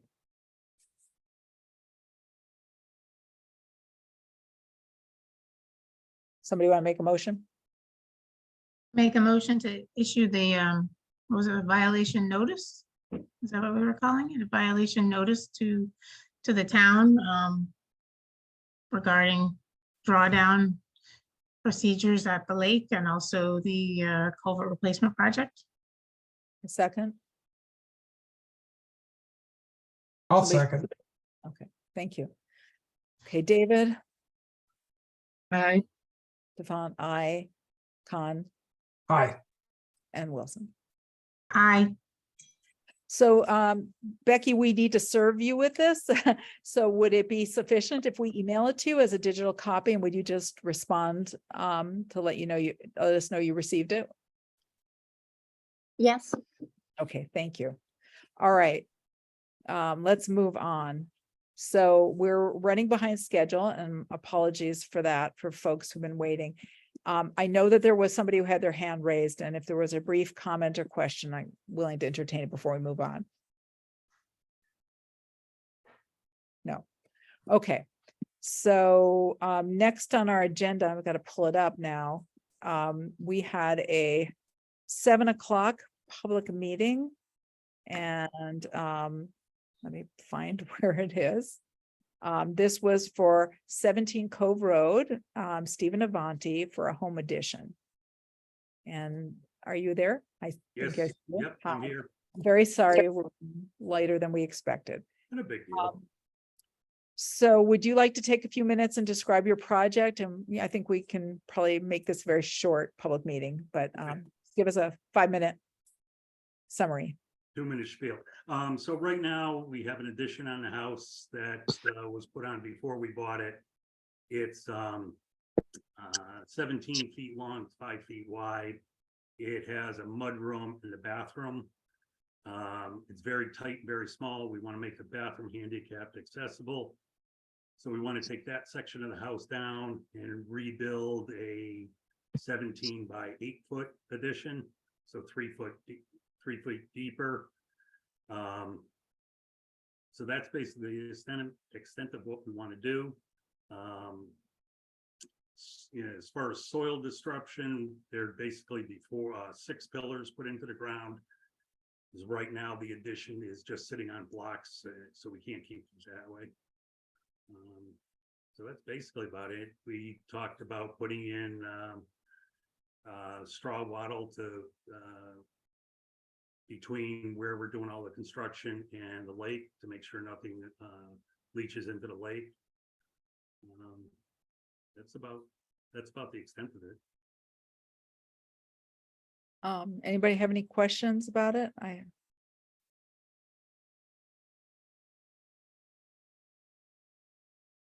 Well, that's good. I have a question. Sure.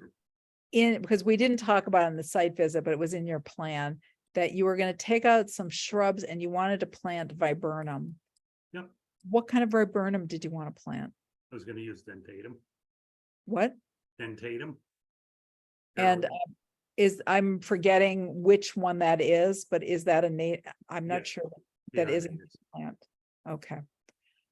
I also noticed, and this is a kind of an aside, but that there's an awful lot of vinca growing all over the property Yes, in that area. And I just wanted to, note that that is an invasive species. okay, that was there before we moved in and before we took ownership of it. Do you want me to remove it or would? Well, I would love it personally if you would remove it because it just goes everywhere. And once it gets into forested areas, it's impossible to get rid of. But it's up to the commission whether we want to add that as a requirement. I don't know if we can require him to do something that's kind of all over his yard, certainly something in the actual work area of the project. We could talk about replanting and removing of things, but Is if it he's- all over your property or is it just, it was by the front door, so I don't remember if it was anywhere else. They're between the house that we're using and we have a rental property on the same lot. I believe 30 years ago when the septic system was rebuilt, I believe it was planted at that point. I'm assuming because of where it is. So, there's a huge area of it. Okay, yeah, well, I guess I just would call your attention to it, that, I'll it make would sure I don't plant anymore, that's for don't sure. plant anymore, and if you pull it up, that'd be great. Okay. Have at it anytime you feel like pulling it up. Okay. It is a nuisance, it really can take over. And it crowds out other plants. Okay, any other questions or comments? I just wanted to make sure that the sort of access to the site and then all staging is going to be on the side of the house that's opposite the lake side. So all the equipment, materials and everything would be stored in the driveway. And then, so it's not near, well, I mean, it's near that little inlet area, but it's still 30 feet away from there. Okay. Any debris, they're gonna put right into a dumpster or a trailer. They're not gonna store any debris on the ground.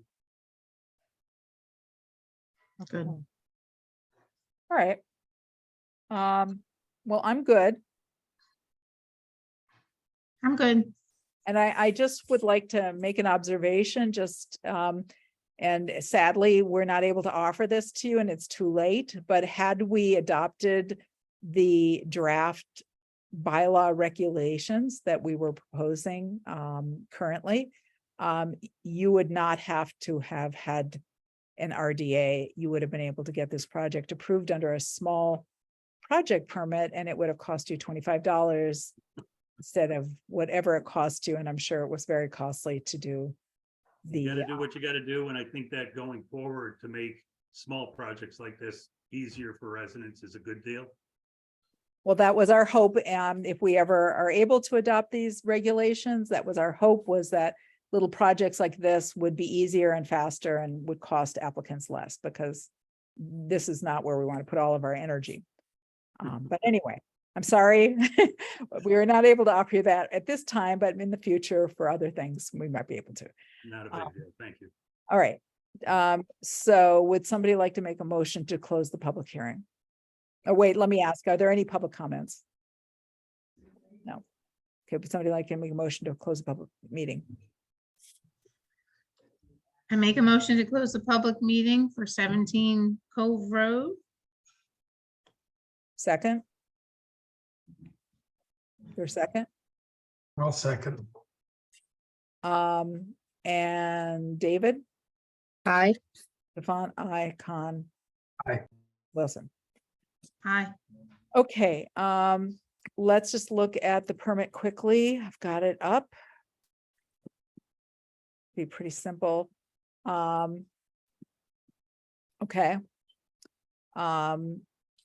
This is 51 square feet of impact. I'd had a condition in here. I'm just gonna say proposes to remove shrubs and plant them with native. Yep. Native viburnum, which should do very well. Site inspection revealed. I'm just making a comment about the vinca minor, but we're not ordering you to remove it. We're just saying, Okay. is what it is. Okay.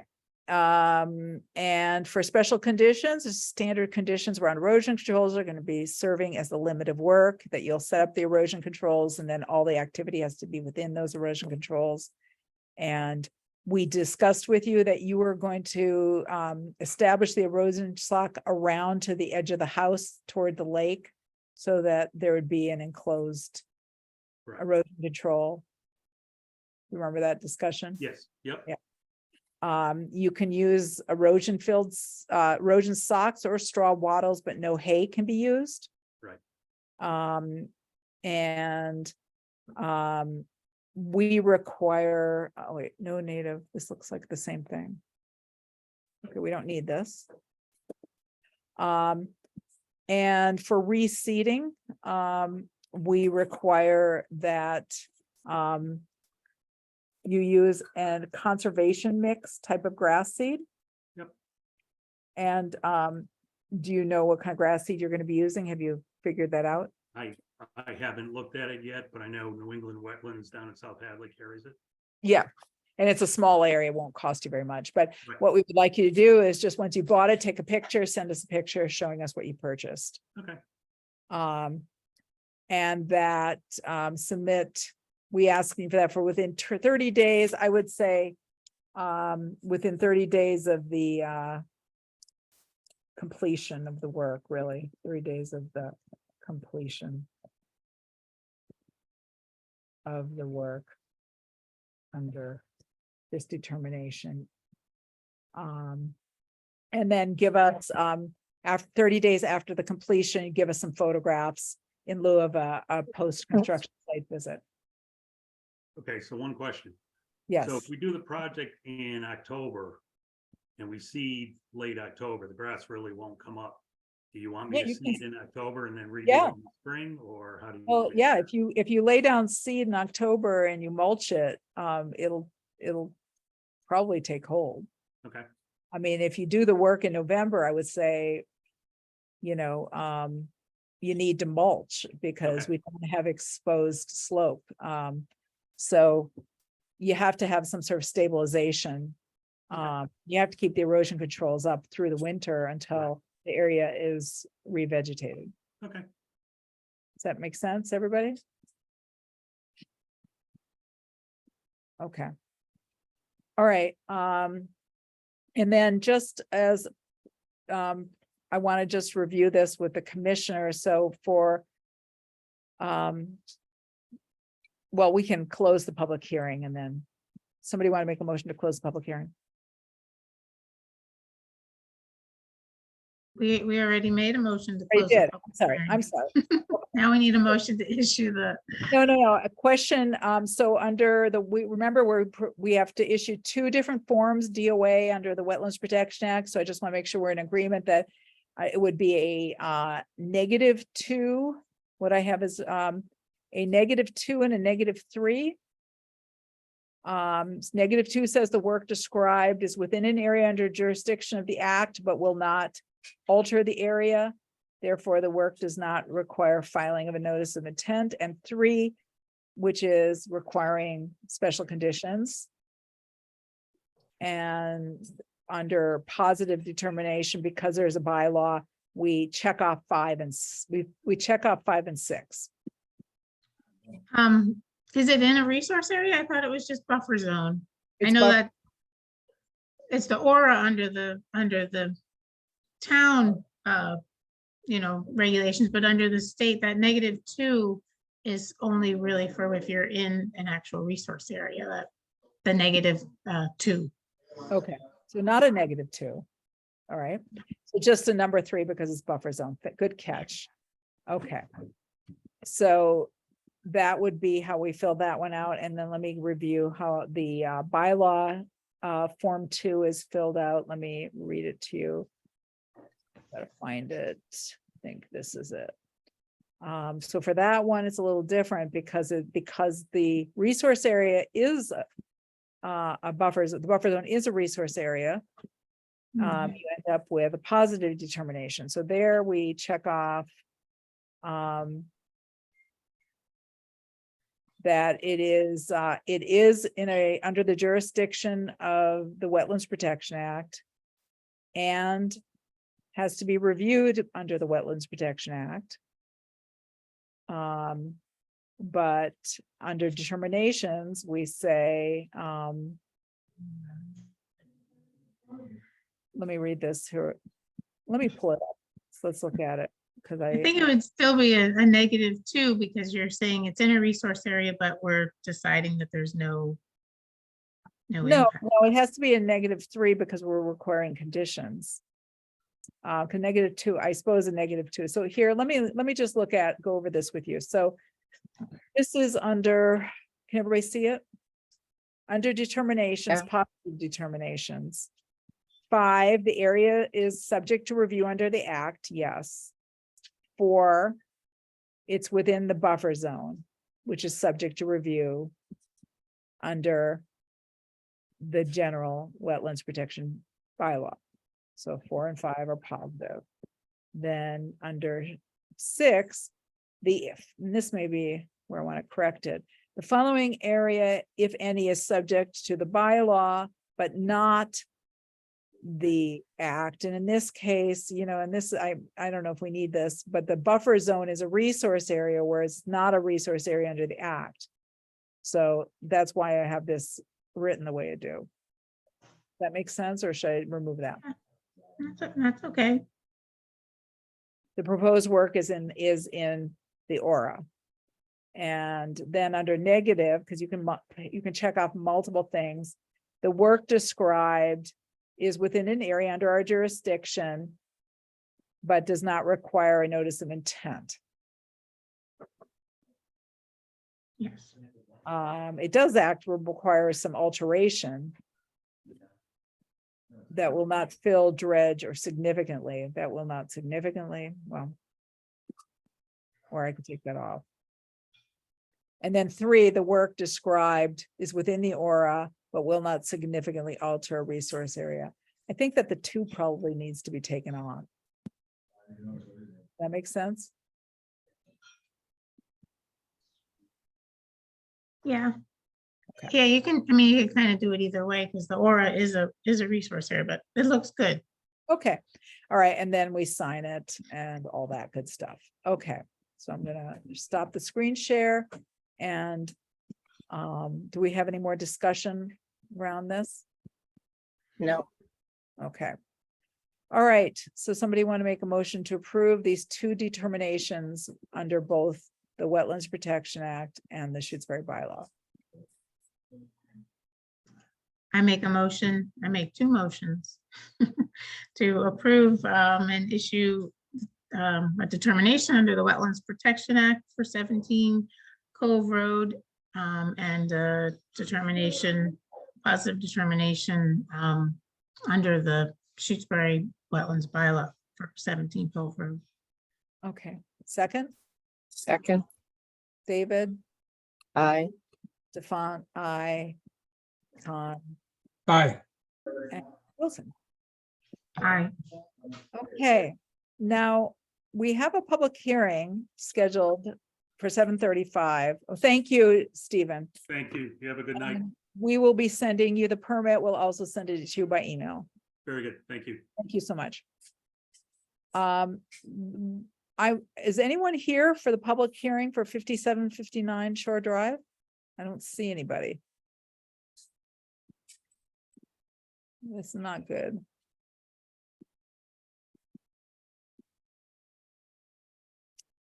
Okay, well, we can't open the hearing without the applicants here.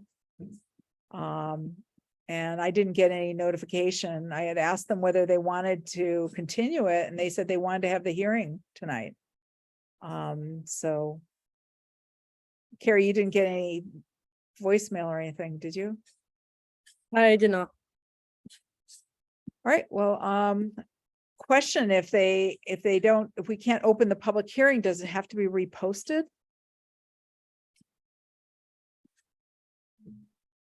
Yeah, because we can't continue it without the applicant being here because they can't agree on a date and a time. So my thought would be that then they almost have to repost it. Because it's almost like we're kind of canceling it. Okay. We'll let them know. I know that there was a lot of things that they were gonna be getting back to us about, but they seem to want us to have the hearing. Okay. All right, well, that makes things a little shorter for today. So it's 7:36. Becky, is Matt here now? Hi, everyone. Yes, Sorry. Yes, he is. I'm here. Hold on one second. I'm being asked a question.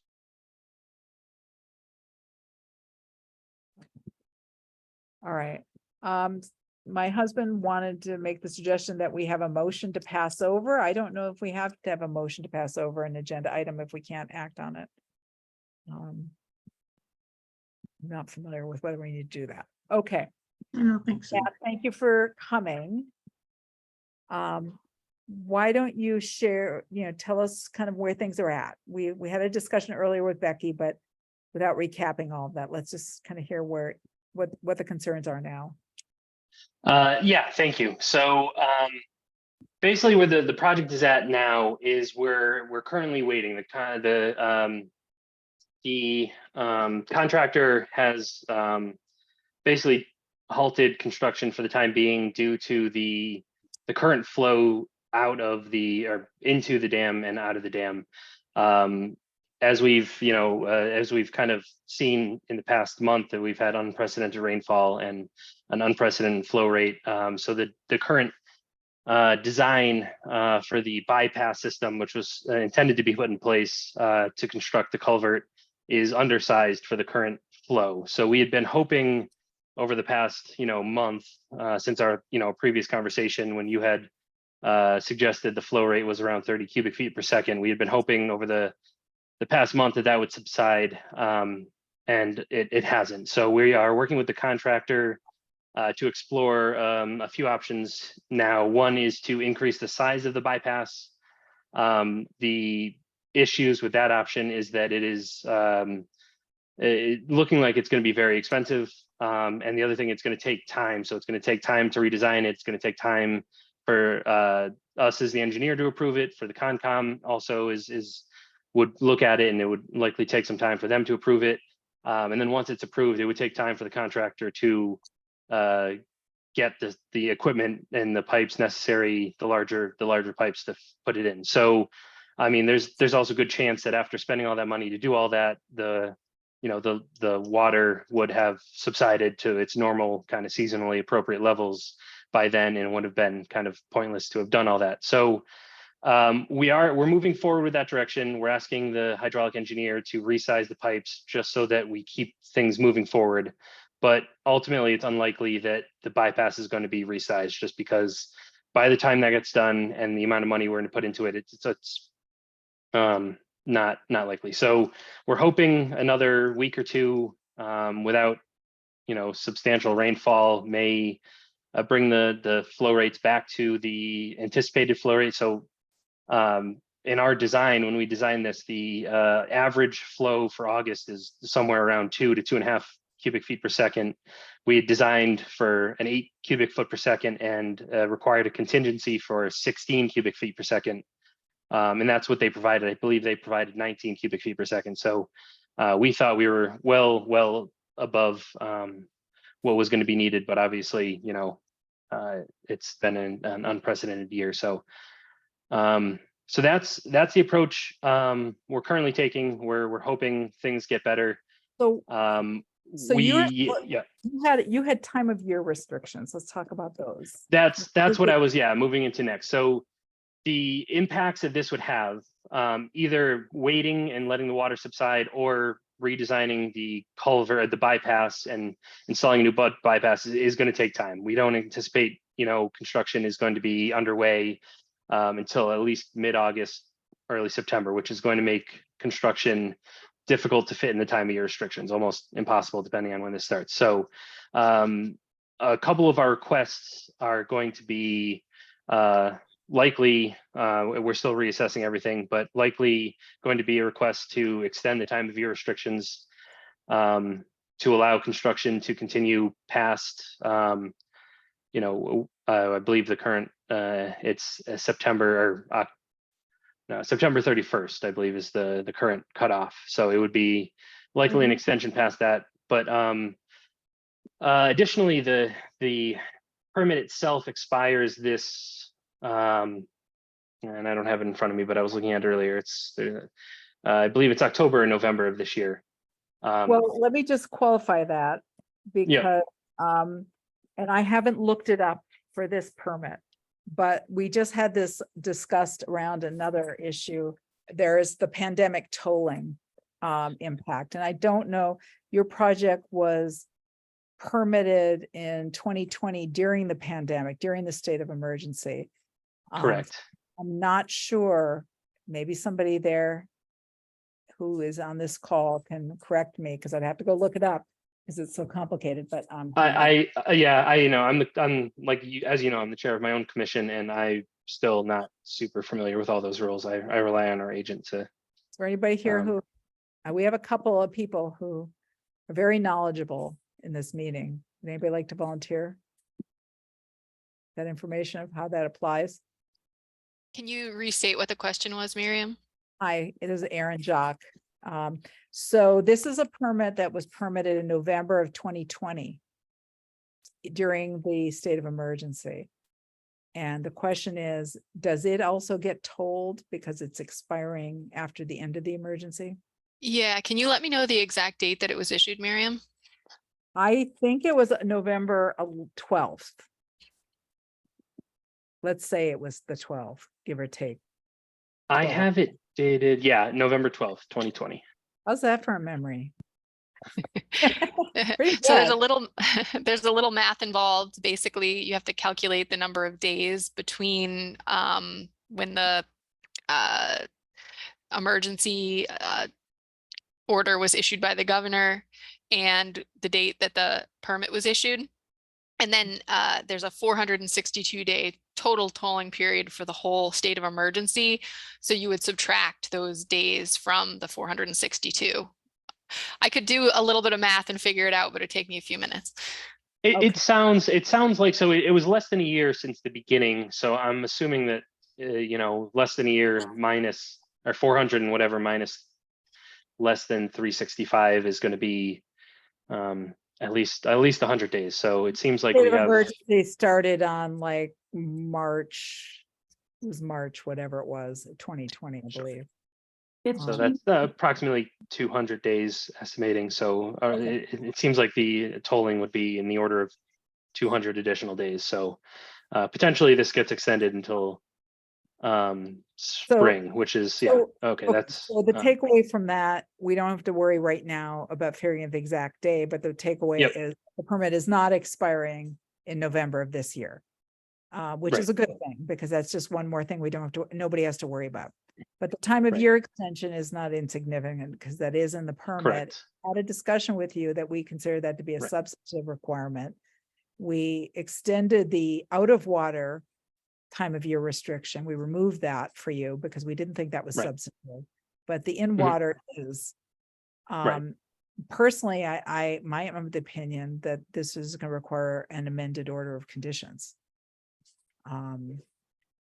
The other concern, yes, and I spoke with Becky, and we're prepared to do the other natural heritage. Okay, sorry, go ahead. The concern I have is that, I'm a little troubled by what you're saying because you're telling us on the one hand, you're really not confident about this control of water system right now. And for the last month, the water going over the dam was way too much water for this system, but you're not going to change it.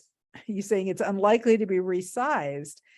And I am just concerned that you're going to begin the in-water work and we're going to have an emergency. We wouldn't begin the in-water work unless we were sure that the flow would be 8 cubic feet per second. Right. So it would I be, think Becky has a question. Yeah, go ahead. oh, sorry, Becky. Yeah. Yeah. If you'd like to add something. No, we're trying to figure out the cost, the proposed cost was over for just doing everything now was over $100,000. Mindful of that and the fact that the timeline was also 4 to 6 weeks to get it done. And considering we want to move ahead, we're going to move ahead. We've already started to move ahead on the redesign of the culvert. Because as we go through the next couple of weeks, we're trying to move every potential option forward these first 2 or 3 weeks. Redesigning the culvert or just the Not the dewatering? culvert, I'm sorry, not just the culvert, bypass. The bypass. Yeah, no, we're not Yep. resizing the culvert. Oh, I please, apologize. hold on. It's the bypass. So we're moving in a parallel way, trying to keep all our options open. Because the rain hasn't slowed down this week. We can't be there's risk in just doing Yeah. one path. So Right. So yeah, to the third option, which I guess we haven't really, we're considering the cost here is just delaying the project again to next year, which is kind of the worst possible situation, but it all depends on the water. So it would actually be cheaper to just repave the roadway as is, put in temporary barriers, and try this again next year when the water was, at a more typical level, assuming we don't get to 100-year events back to back. So So yeah, the that would be, the so water we is- would. The water is Sorry. at back to normal level today, right?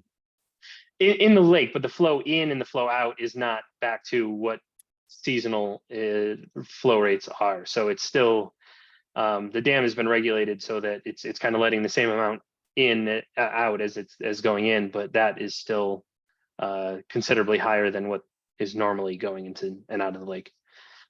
Yeah, so we just to answer your question, we wouldn't do any work unless we either had the larger bypass in place to support the larger flow, or the flow came down to a level where our current bypass could support it.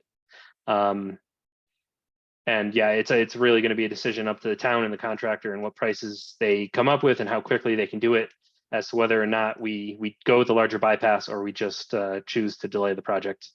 In which case, again, we would need to talk about an extension, but Well, I understand that, but yeah. we approved this control of water plan. I guess the concern I have is, Mhm. my confidence in this control of water plan is not high right now. I agree with you. I wouldn't use, that's why we're not using it. That's why we're delaying things, because we recognize that it is not capable of supporting the current flow. And we're working to redesign it for a larger flow. And again, the contractor has a hydraulic engineer. They're going to stamp it PE. I am a professional engineer. I would review it. Like, I would have confidence in a plan that we put forward that's capable of meeting the flow that is required. It seems like it was unfortunately undersized to begin with, based on an assumption. I could not disagree with that more. We had a design that was 4 times the amount that was typically required, and the flow rate is almost, I want to say 10, 15 times what is historically occurred. So and the contractor is very much in agreement with that as well. They've seen Howie, the dam keeper. We've had conversations with him recently, and he's never seen anything like this. So again, yeah, if it's kind of marginally undersized, and then you say, okay, well, we'll take a chance if the flow goes down, but there's no prediction, you could have 3 weeks of low flow and think we're good to go, and then you could get a hurricane, because you're talking about working in hurricane season. So I just don't know how you manage this. It's concerning. Just have to say I'm concerned. Understood. So the other concern I have is just that if we're gonna have, so you're thinking you're gonna do an amended order of conditions. I think that it's likely. I think either way we go here, we're likely, if we want to get this done this year, which is, you know, still what we're shooting for, it's likely going to be extended past the time of year restrictions. So I think we're all in agreement, the town and I and the contractor, that we would like to request an extension to the time of year restrictions. It's hard to know how long that's going to be without knowing, you know, when the work will begin again. So I believe, you know, we have 2 months to, you know, until that needs to be extended. So right now we're just kind of bringing it up for your attention so we can get the conversation started. We'll be, you know, we'll give you more information about, you know, what the plan is going forward and when construction can start, so we can presumably, you know, make an estimate of when it'll end and when we need the time of year restrictions extended to. So the other thoughts I have are, if you're stopping construction for now, you know, I think we would like to be informed if construction resumes. We want to know, be kept in Of the course, loop. yep. But also we want to have somebody inspecting the erosion controls, because there's exposed slopes right now during the time when there's no work. I understand the contractor won't be there. So we need to have a provision for who's going to be inspecting, because it's still, the work has begun and the slopes are not stabilized. So unless you know, I don't know what the plan would be for that. I think that I can, yeah, go ahead, Becky. I think the town will have to address that. This will be a topic of conversation with the select board, and potentially the highway department can help facilitate maintaining them. I was thinking about that also today, looking at the pictures. They do, you know, every weather event will require a thorough inspection, almost daily inspections. So we'll have to find manpower to address that. There's multiple, you know, this is a major project. To stop it, whatever we do is going to take a lot of work and consideration to make sure that the conservation issues, the environmental issues are handled, but also decisions that are being made about cost and length of time to get materials, but also making sure that we can work through permitting that's required, and have all those time requirements come together to hopefully continue the project at a suitable time in a manner that is going to work, which we don't have that situation now. We can't proceed. Yeah. Okay. Well, appreciate your coming on so short notice, Matt, and giving us this info. Aaron, you have your hand raised. Yep.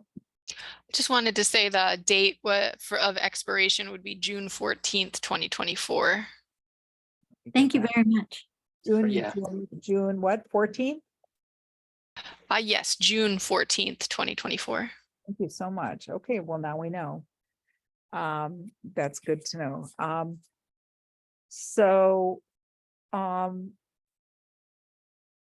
I think, you know, when we go to the point, I've given you information about how to apply for an amended order of conditions. And so it's a two-part process. We need to first make a finding that it's a minor change and doesn't require a new notice of intent.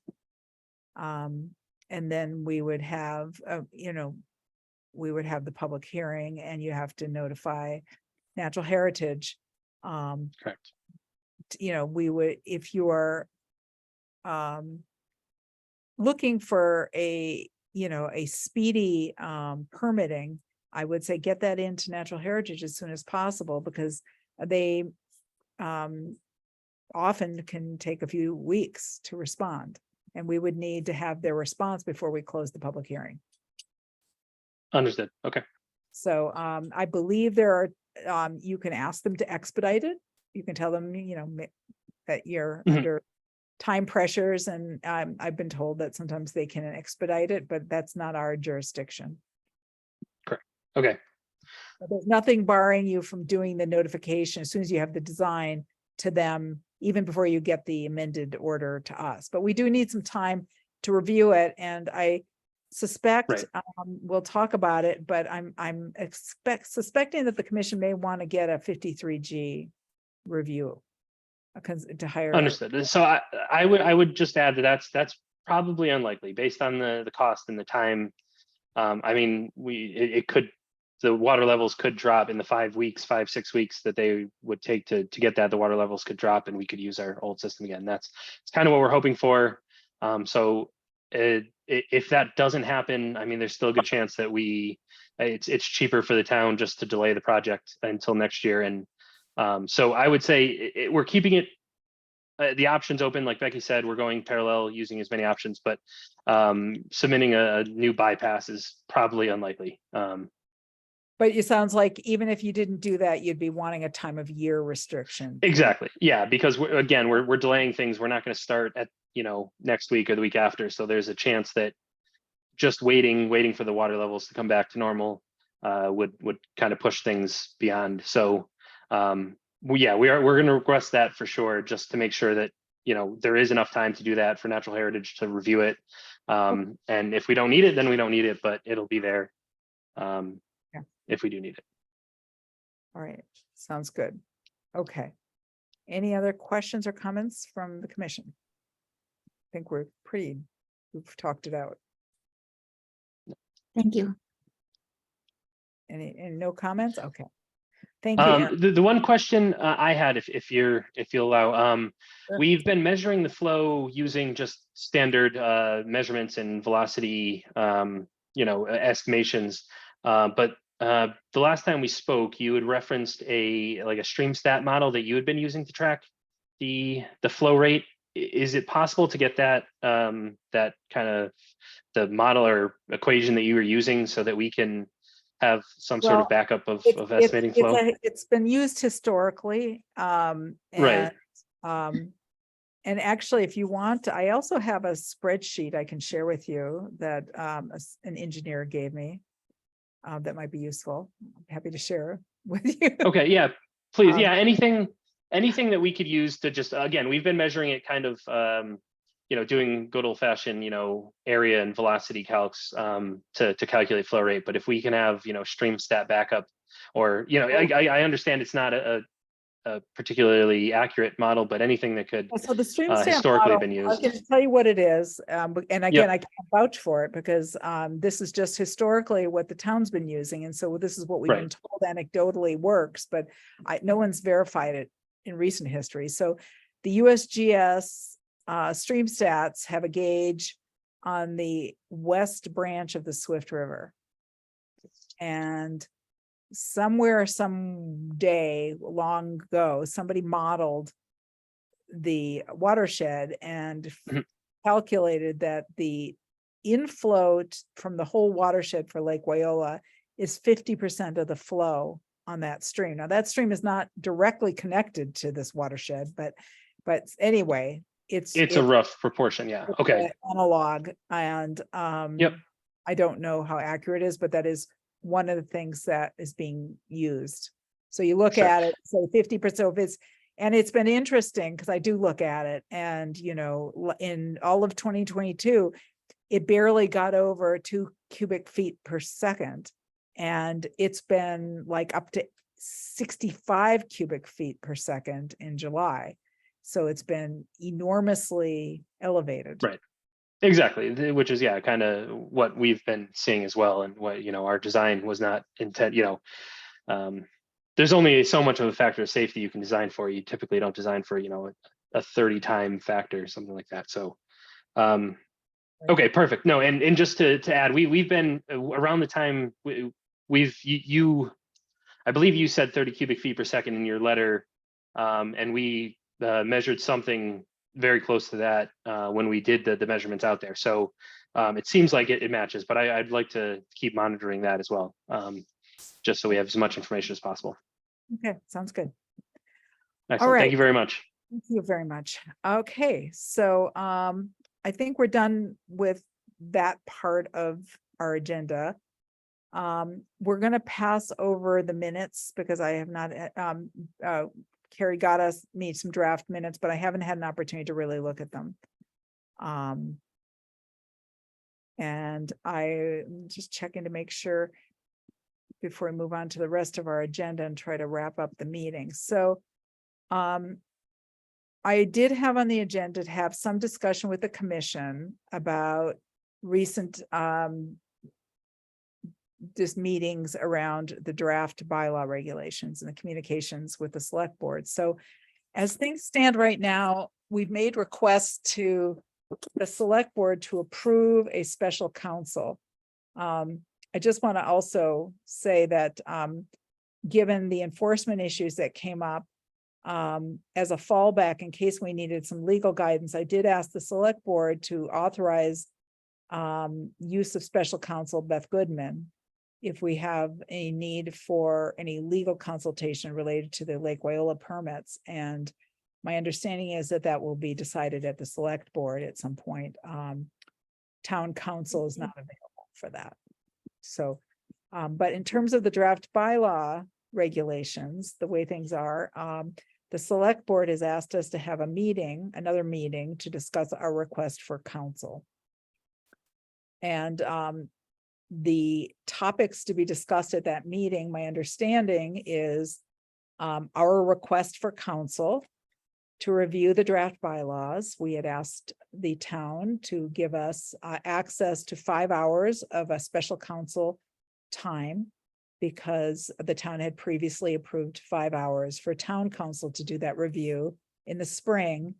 And we were never able to get that review because town council recused herself. So because the town had already agreed to that, we were asking for the same amount of time to be allowed for this review with a special counsel. We had asked the select board back in late June. They passed over it when we met with them in early July on July 11th, and they're now requesting to have another meeting with us. I would like to make sure that we have the whole commission there for that. And so because of everybody's travel plans, it's not possible to do it next week. And the select board has agreed to meet with us at 5:30 on August 10th, which I believe everybody's available for. Scott, you'd probably be just getting home from work, I think, right? The other topics to be discussed at that meeting would be that whether the select board would consent to establishing a donation account to accept a financial donation from a member of the public who wanted to make a memorial donation to the Conservation Commission for bylaw related legal reviews. And the other topic that was on the email list was that the select board would like us to agree to a working session with our council as well as their council and the select board to talk about the bylaw regulations and the bylaw in general before, I guess, we do anything else. I responded to that email because I had some questions, and I think these are topics that need to get clarified. But one of the issues is I'm not sure it makes sense to have a working meeting before our special counsel has reviewed the bylaw regs. I think that we need to have, she wouldn't be prepared for a working meeting until she's had time to read those regs and review the bylaw. What she quoted to us was that it would take her 5 hours to review the draft regulations, and that would include one meeting with the Conservation Commission to give us her recommendations.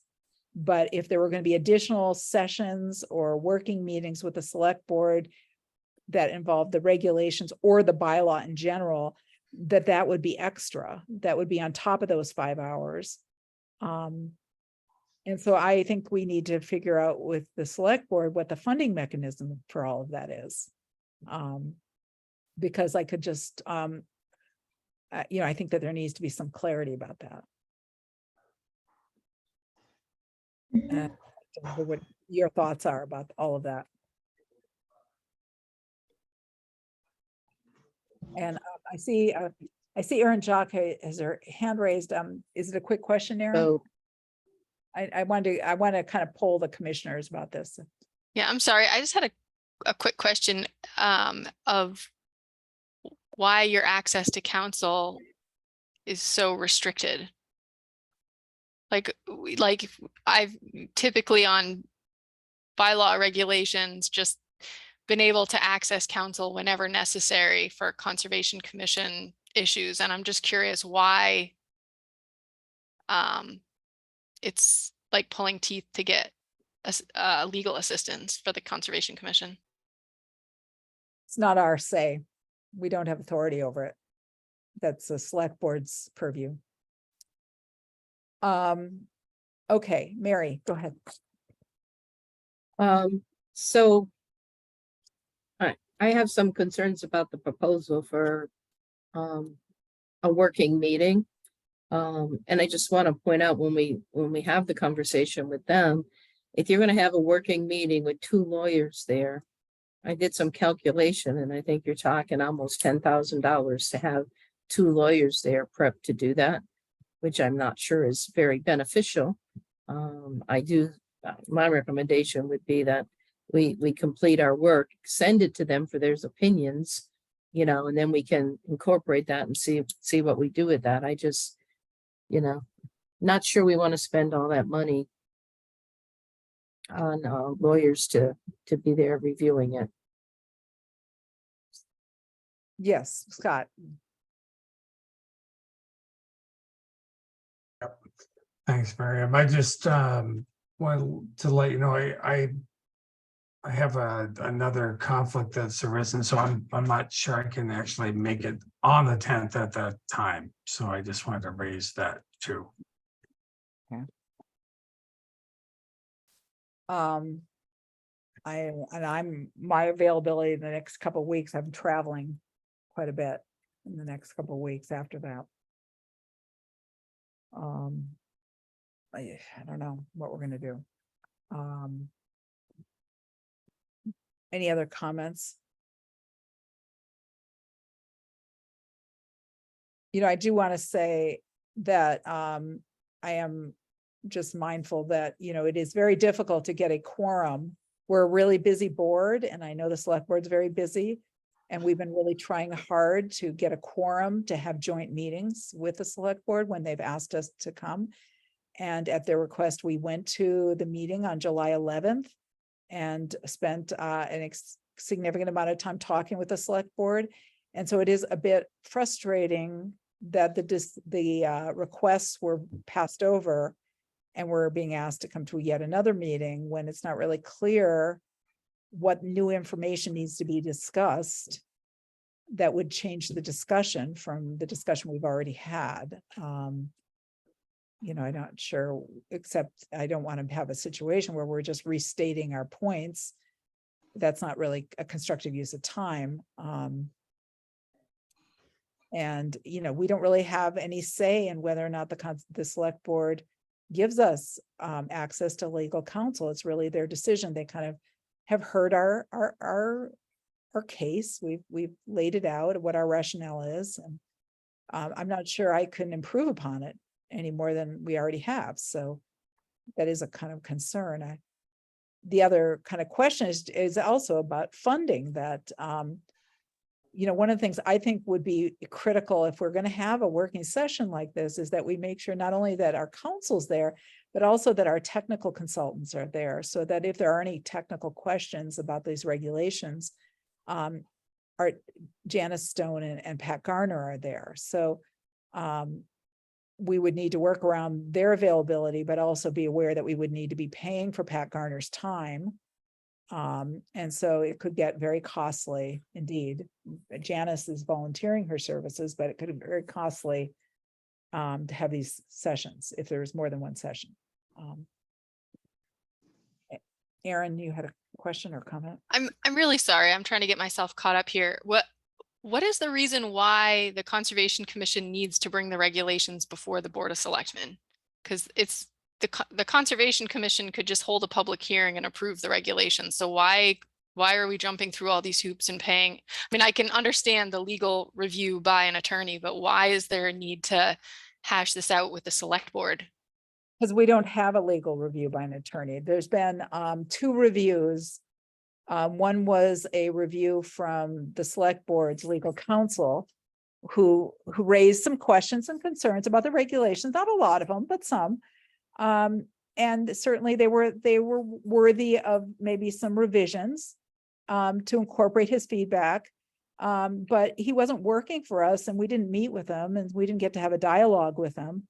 And then another attorney that was hired by some private individuals also went through this draft regulations, and she proposed some edits in response to Attorney McGregor's comments. Again, she's not working for us, she's working for private individuals. So we don't have a legal, and you could get 20 lawyers in a room and maybe they'd all say different things. But ultimately, the idea is that we have an attorney that works with us, that reviews things and then communicates and collaborates with us to make it better. So rather- why have you been denied? I'm so sorry. Why have you been denied access to counsel to review the regulations? Was Well, there a reason given for that? I don't want to relitigate it. I mean, I think that the select board doesn't believe this is a worthy effort and has not wanted to support it. And they made that clear, but I don't want to get too out of the Got it. topic here. I think Okay. anyway. What can that's- members of the public do to support the Conservation Commission? Because it seems like just listening to this is like absolutely ridiculous. And, you guys should have access to to counsel so that you don't get sued or have lawsuits coming after you. Like, we need to make sure that an attorney is reviewing these things for you and that they're adequately updated so that they're going to work for the town and not make the town subject to problems. It's like, how can I support you as a resident? How can I support the Conservation Commission as a resident to try to like get some movement on this? Like, write a letter? Or I don't have an answer for that. I would say that, this isn't the purview of the select board. It's, we have, we answer them on this because we cannot access counsel without their permission. That is the way it works in municipal government. And so for whatever reasons they may have, and they are making the decisions, and maybe they'll reconsider them. I'm hoping they will. I'm hoping that in good faith, there will be some flexibility around this, but. as a taxpayer, I'm hoping too, because this is ridiculous. Sorry, I'll stop interrupting now. Yeah, thank you. I think we need to move on. So is there anything else from the commission that you guys want to make sure we talk about when we do have this meeting?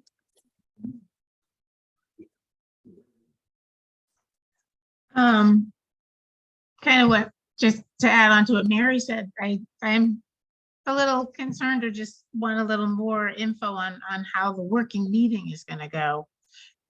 What does that exactly mean? And so this meeting on the 10th is just to talk about special counsel.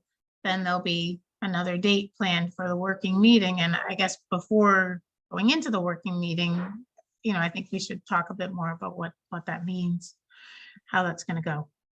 Yeah, agreed. I mean, Becky, maybe you can illuminate us since you're there, but I think one of the questions I have is the select board asking to have some sort of veto role or having a consensus agreement around our regulations? Is that what's being sought here?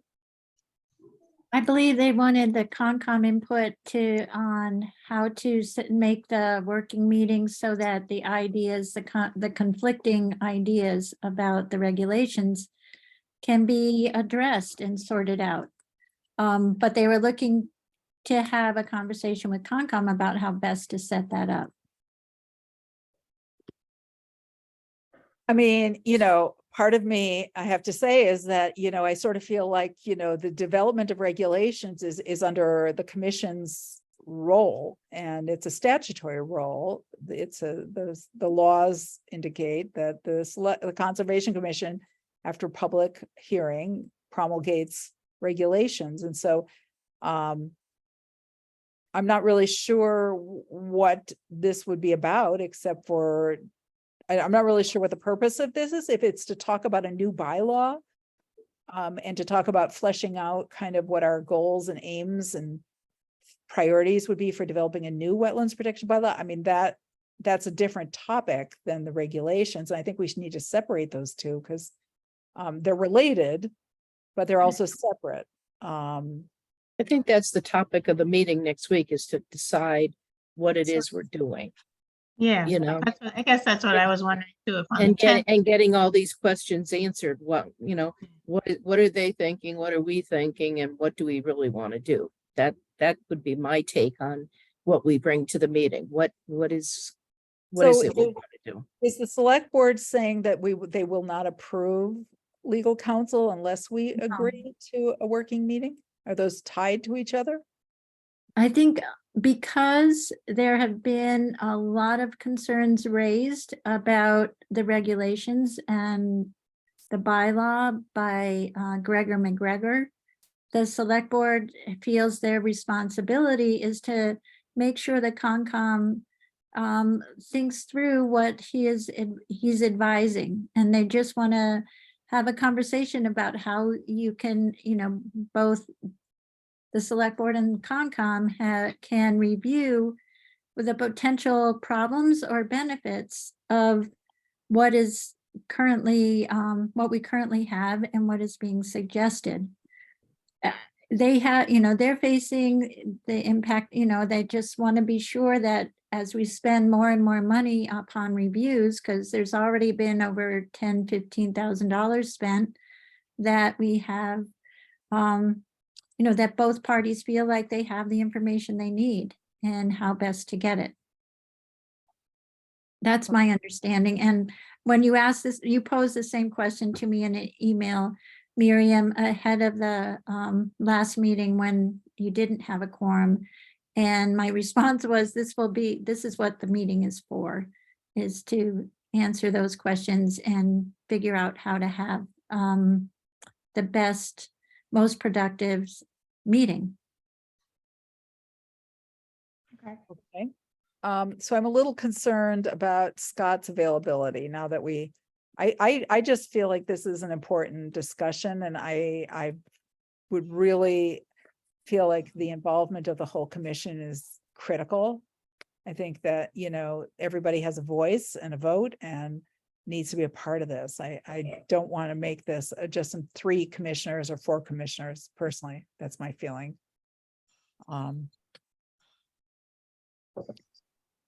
Is there a different day? I mean, we threw out that, I think you threw, I can't remember who threw out the 10th originally. But Yeah, I that's threw it all, we're out. just trying to find a date. Yeah. Scott, are you not available for that whole day? You're out of town? Or just that time?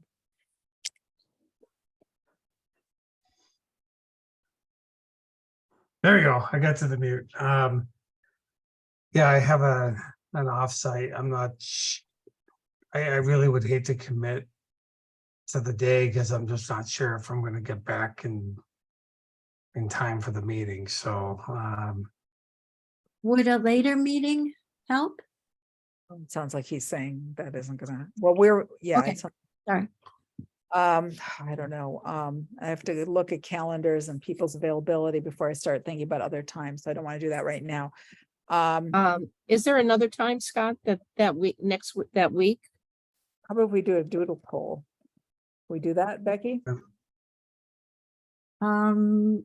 I haven't done one before, so if you want, Well, I do it. I love it. It's a great oh, that'd be thing. great. That'd be great. I if you will, could do I it. will create a doodle poll. And I think that that is like a very efficient way for us to see where the availability is. I do have other times that week that would work. So I know Friday isn't going to work for me, and I think Robin doesn't get back until maybe Tuesday or Wednesday. So The that would, 7th. yeah, I have to look at what her availability is. I'm going to suggest that I produce a doodle poll. And that way, we can try to get everybody to look at their schedules. I think that's the best thing, and just move on for now. Okay. That'd be great. Thank you. All right. While we're on the topic and before we move on, I know it's been a super late meeting, but I want to just say that I did put up some updated frequently asked questions on our website in response to some of the questions that have come in. And I will periodically revise them if they seem like there's reasonable answers we can give. And I think that, you know, one of the things we've heard a lot in emails is that people want more public hearings or another public hearing. I've also heard, you know, some comments that I think are too general for us to be responsive to. You know, I've heard some emails where people have said that they want, you know, you know, just lots and a level of explanation that I don't think is practicable for any municipal board to accomplish. I think one of the emails suggested that we explain every line of the regulations to every resident in town until they understand it. And I don't know that that's a standard that makes sense for any regulation. I think we had always intended, once we have the feedback and to put in the revisions, to have another public meeting. Yes, I agree. So So, you know, what I would like to propose to the commission is, and I've been working on it, is, and I think I mentioned it at our last meeting, that I will produce another draft of the regulations, perhaps a option B.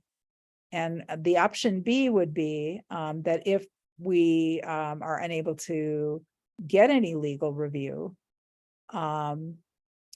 or we feel that the legal review results in feedback that the regulations as written are not appropriate, that we perhaps consider a slimmed down set of regulations that just have performance standards and definitions, which are essential for our permitting work, and leave out some of the permitting changes that we were recommending.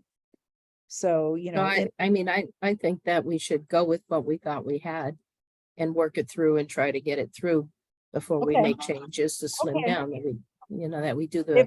okay, I understood, but if not, you know, we have you know, I want to just make sure for people to understand, in these regulations, we're proposing to adopt a number of exemptions, and exemptions mean that if you fall in those categories, you don't have to have any permit at all from us. You don't apply for anything and we don't permit anything. It's exempt, no costs and no review.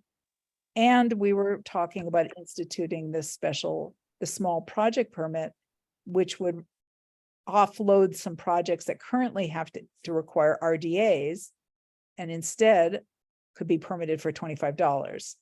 But we could eliminate all of that, because that requires a little bit more kind of complicated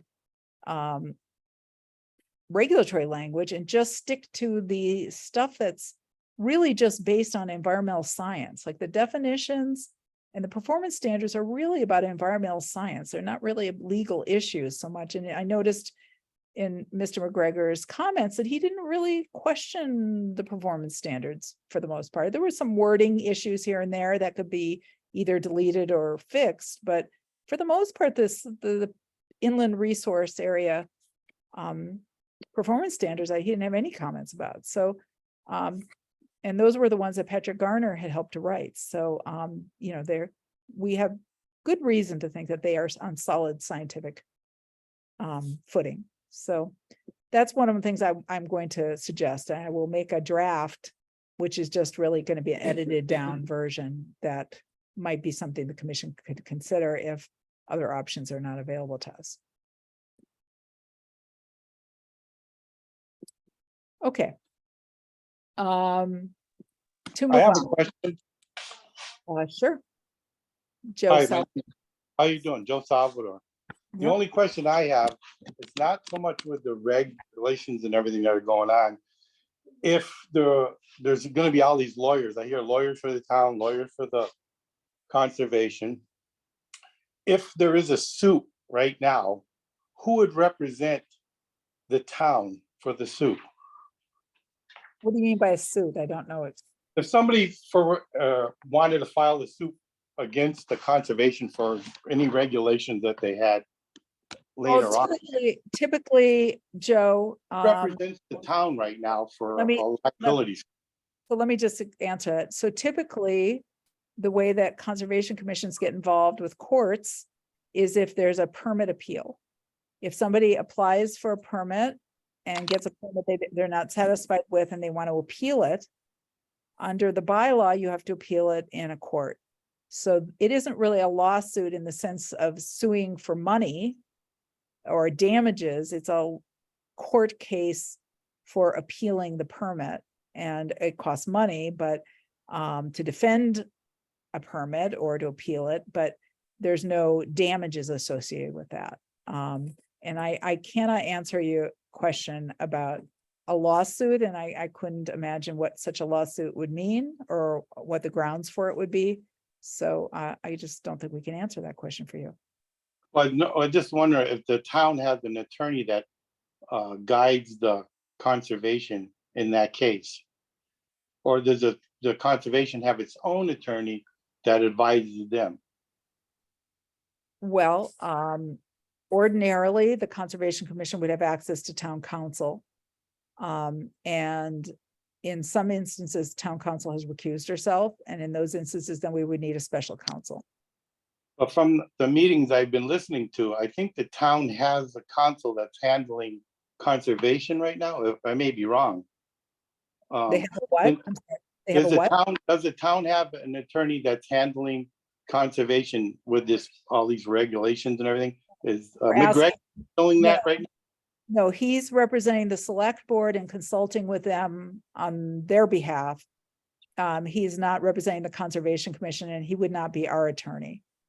So we are asking for, because town council had agreed to do the review, and then in June informed us that she had decided she needed to recuse herself.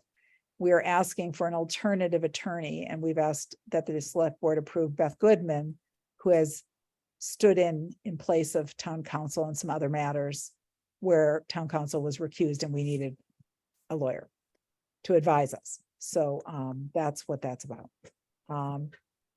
And as a related issue, and I don't know, this is kind of moving our agenda on because we do need to move on. There's a couple more things and then we need to leave. I think we should adjourn the meeting. An issue came up recently with one of the hearings that we had tonight, where the landowner put in the ad in the newspaper, and he altered the template slightly so that the wording was not exactly the template that we used. And I contacted our town council and Becky and said that we needed to know whether this was proper or not, or whether we would need to require him to repost the meeting. And I did get a response back from Donna McNichol. She did not think it needed to be reposted. So that was good because we didn't want to make the landowner have to do that. These ads cost $200, more than $200.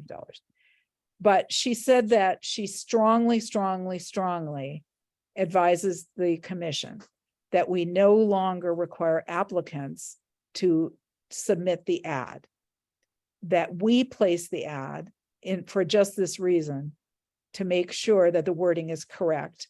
And then the applicant has to pay for the ad. So the state law and the bylaw both say that the ad has to be paid for by the applicant. What I understand is done in other towns from talking to some other conservation agents is that the conservation agent, or in this case would be our land use clerk, puts the ad in, orders it with the newspaper, then contacts the landowner and has the landowner pay the newspaper directly. The reason for doing that is that everything has to be done in a very short window of time. And if there's a matter where we have to wait for somebody to turn in a check and deposit the check and then pay the newspaper, it could just get super complicated. And if for some reason somebody didn't pay for the ad, we wouldn't have the funds to pay for it. If an ad costs $250 and we have like 14, last year we had 14 RDAs, that's thousands of dollars. We don't have enough money in our annual budget expense account to cover that. If we even have a few legal ads where the applicant refused to pay. Donna advised me, and I have the email saying that she advised us to revise this and to revise our regulations as quickly as possible to incorporate this. Which is a good idea. I think that helps out the applicant as well. But that requires our adopting regulations as soon as possible per the advice of our town council regarding this particular issue. I'm sure she wasn't talking about all the regulations that we were discussing, but she is talking about this particular one. I think that we have to address this. I've asked Carrie to look into what she would need to do to set up the ads. And then she would need to communicate with the landowner and get them to pay. Direct them to pay. I mean, they have to pay anyway. Is that clear? Yep, very clear. Thank you. I appreciate that. Commissioners, you following me on this? So I think that we will move forward with that going forward, is the understanding. For the next time we get an application in, Carrie, you and I will work on that, okay? Yes, that sounds good. And I do have an idea of how we can get that done. Okay. Do you want me to share that now, or I didn't want to hold up the meeting. Is it quick or is it? really Yeah, involved? so usually when I have to email the Gazette with a copy of what will be posted. So when I email them, I could always just CC or directly email the applicant as well, so they also get the bill and see what I am posting, what I'm agreeing to, and they'll have the bill right there. That's great. And then, you know, they just have to email you the receipt. Correct, yes. That it was paid, so we have proof that's paid. That sounds terrific. Okay. And I think we'll just agree. I think everybody's in agreement that we'll proceed with that, but we should be codifying this in our regulations. And I'm happy to take a look at our regulations and revise that, but these should be spelled out in our regulations. On another topic, we got an invoice for Beth Goodman's services for fiscal year 23. The invoice came in just a couple weeks ago. And what I would like to do, we have some leftover funds in our regular expense account. And I asked our town accountant just to encumber those funds. And what I would like to do is split this bill between the account we've been paying Beth Goodman out of and to use up this leftover funds from fiscal year 23.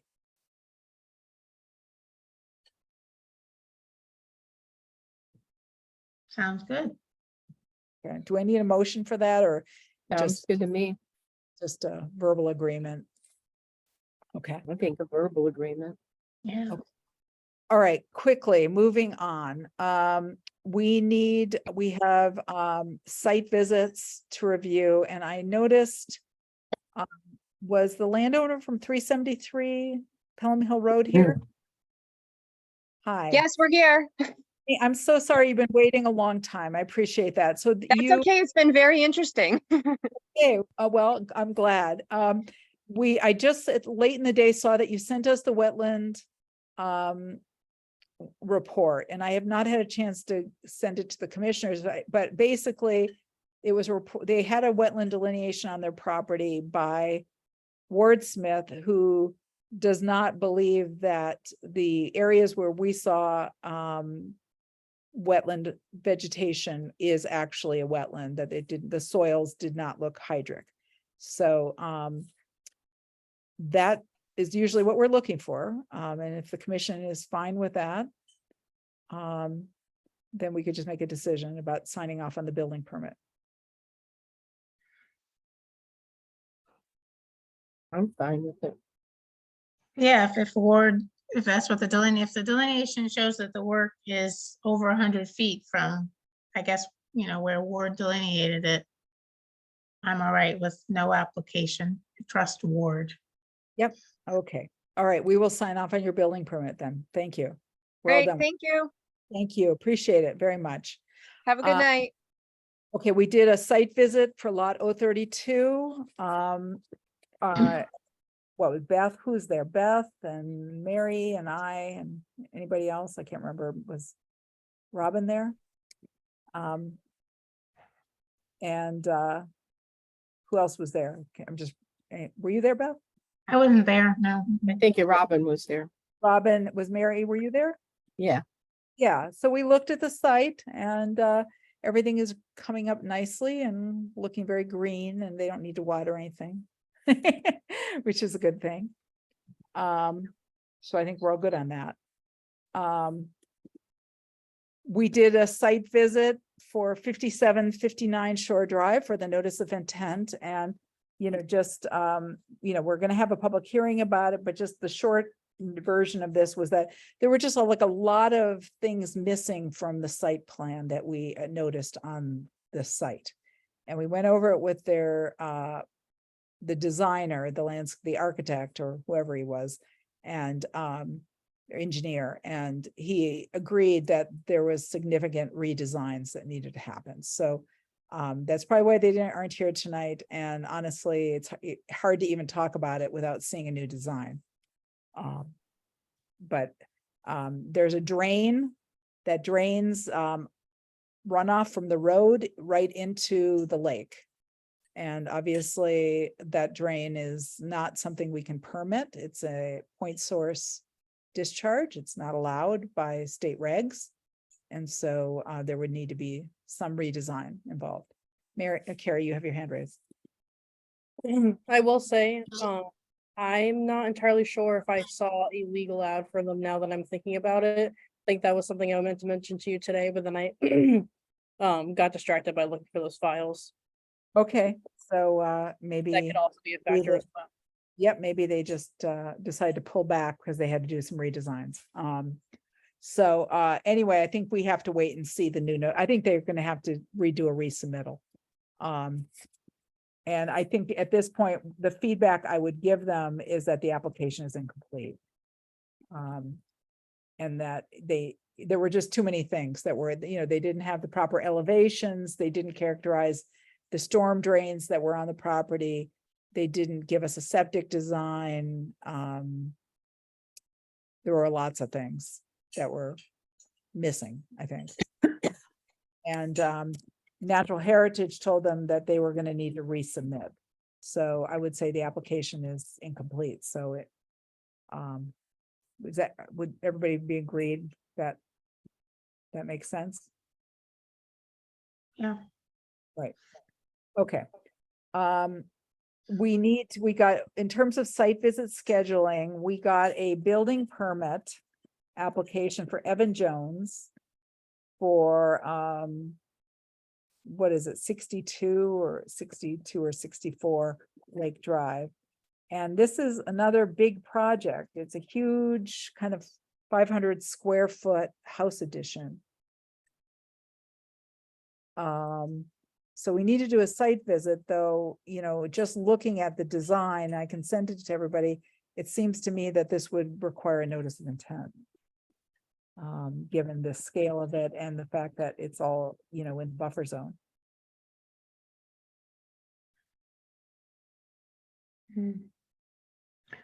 Well, yeah, let's take a look at it and see. I'd have to look at the plan. Okay.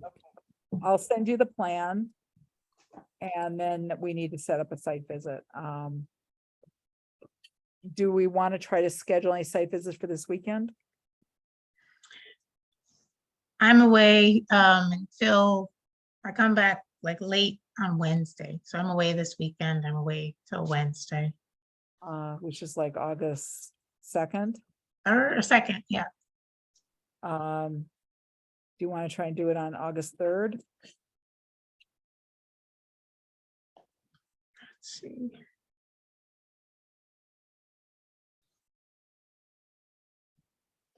Look at my phone. So Robin's still gone, right? Too. Robin is gone. The 4th would be better for me. The Friday, the 4th. Okay. Is Scott here? Scott, are you around? I'm gone that week. So I'm okay with doing it on the 4th. What time would you like to do it? I think it would be really good for you to take a look at it, Beth, because it's such a big project. Like 3:45. 4 o'clock in there somewhere. Okay, well, let's do 4 o'clock because traveling is a little slower if the road's closed. So I'm gonna do, so we'll do that, okay? And if you want, we could also, since you didn't get to see it, Beth, we could try to set up another site visit for 59 Shore Drive, the other NOI, which is right nearby. Would you like to do that? Yeah, sure. Okay, maybe it'd be easier since you didn't get to see it. I think it's good to see that site. Okay. I think that's all we need to do, except I just wanted to let you guys know that the FERCog Lake Waialo watershed plan project, they're going to be doing a site visit on August 12th at 1 p.m. I think I sent everybody a flyer. It's open to the public, so you can circulate that to anybody else who wants to go. I am not available, and it would be good to have some representatives from the commission. Is there anybody else who can attend?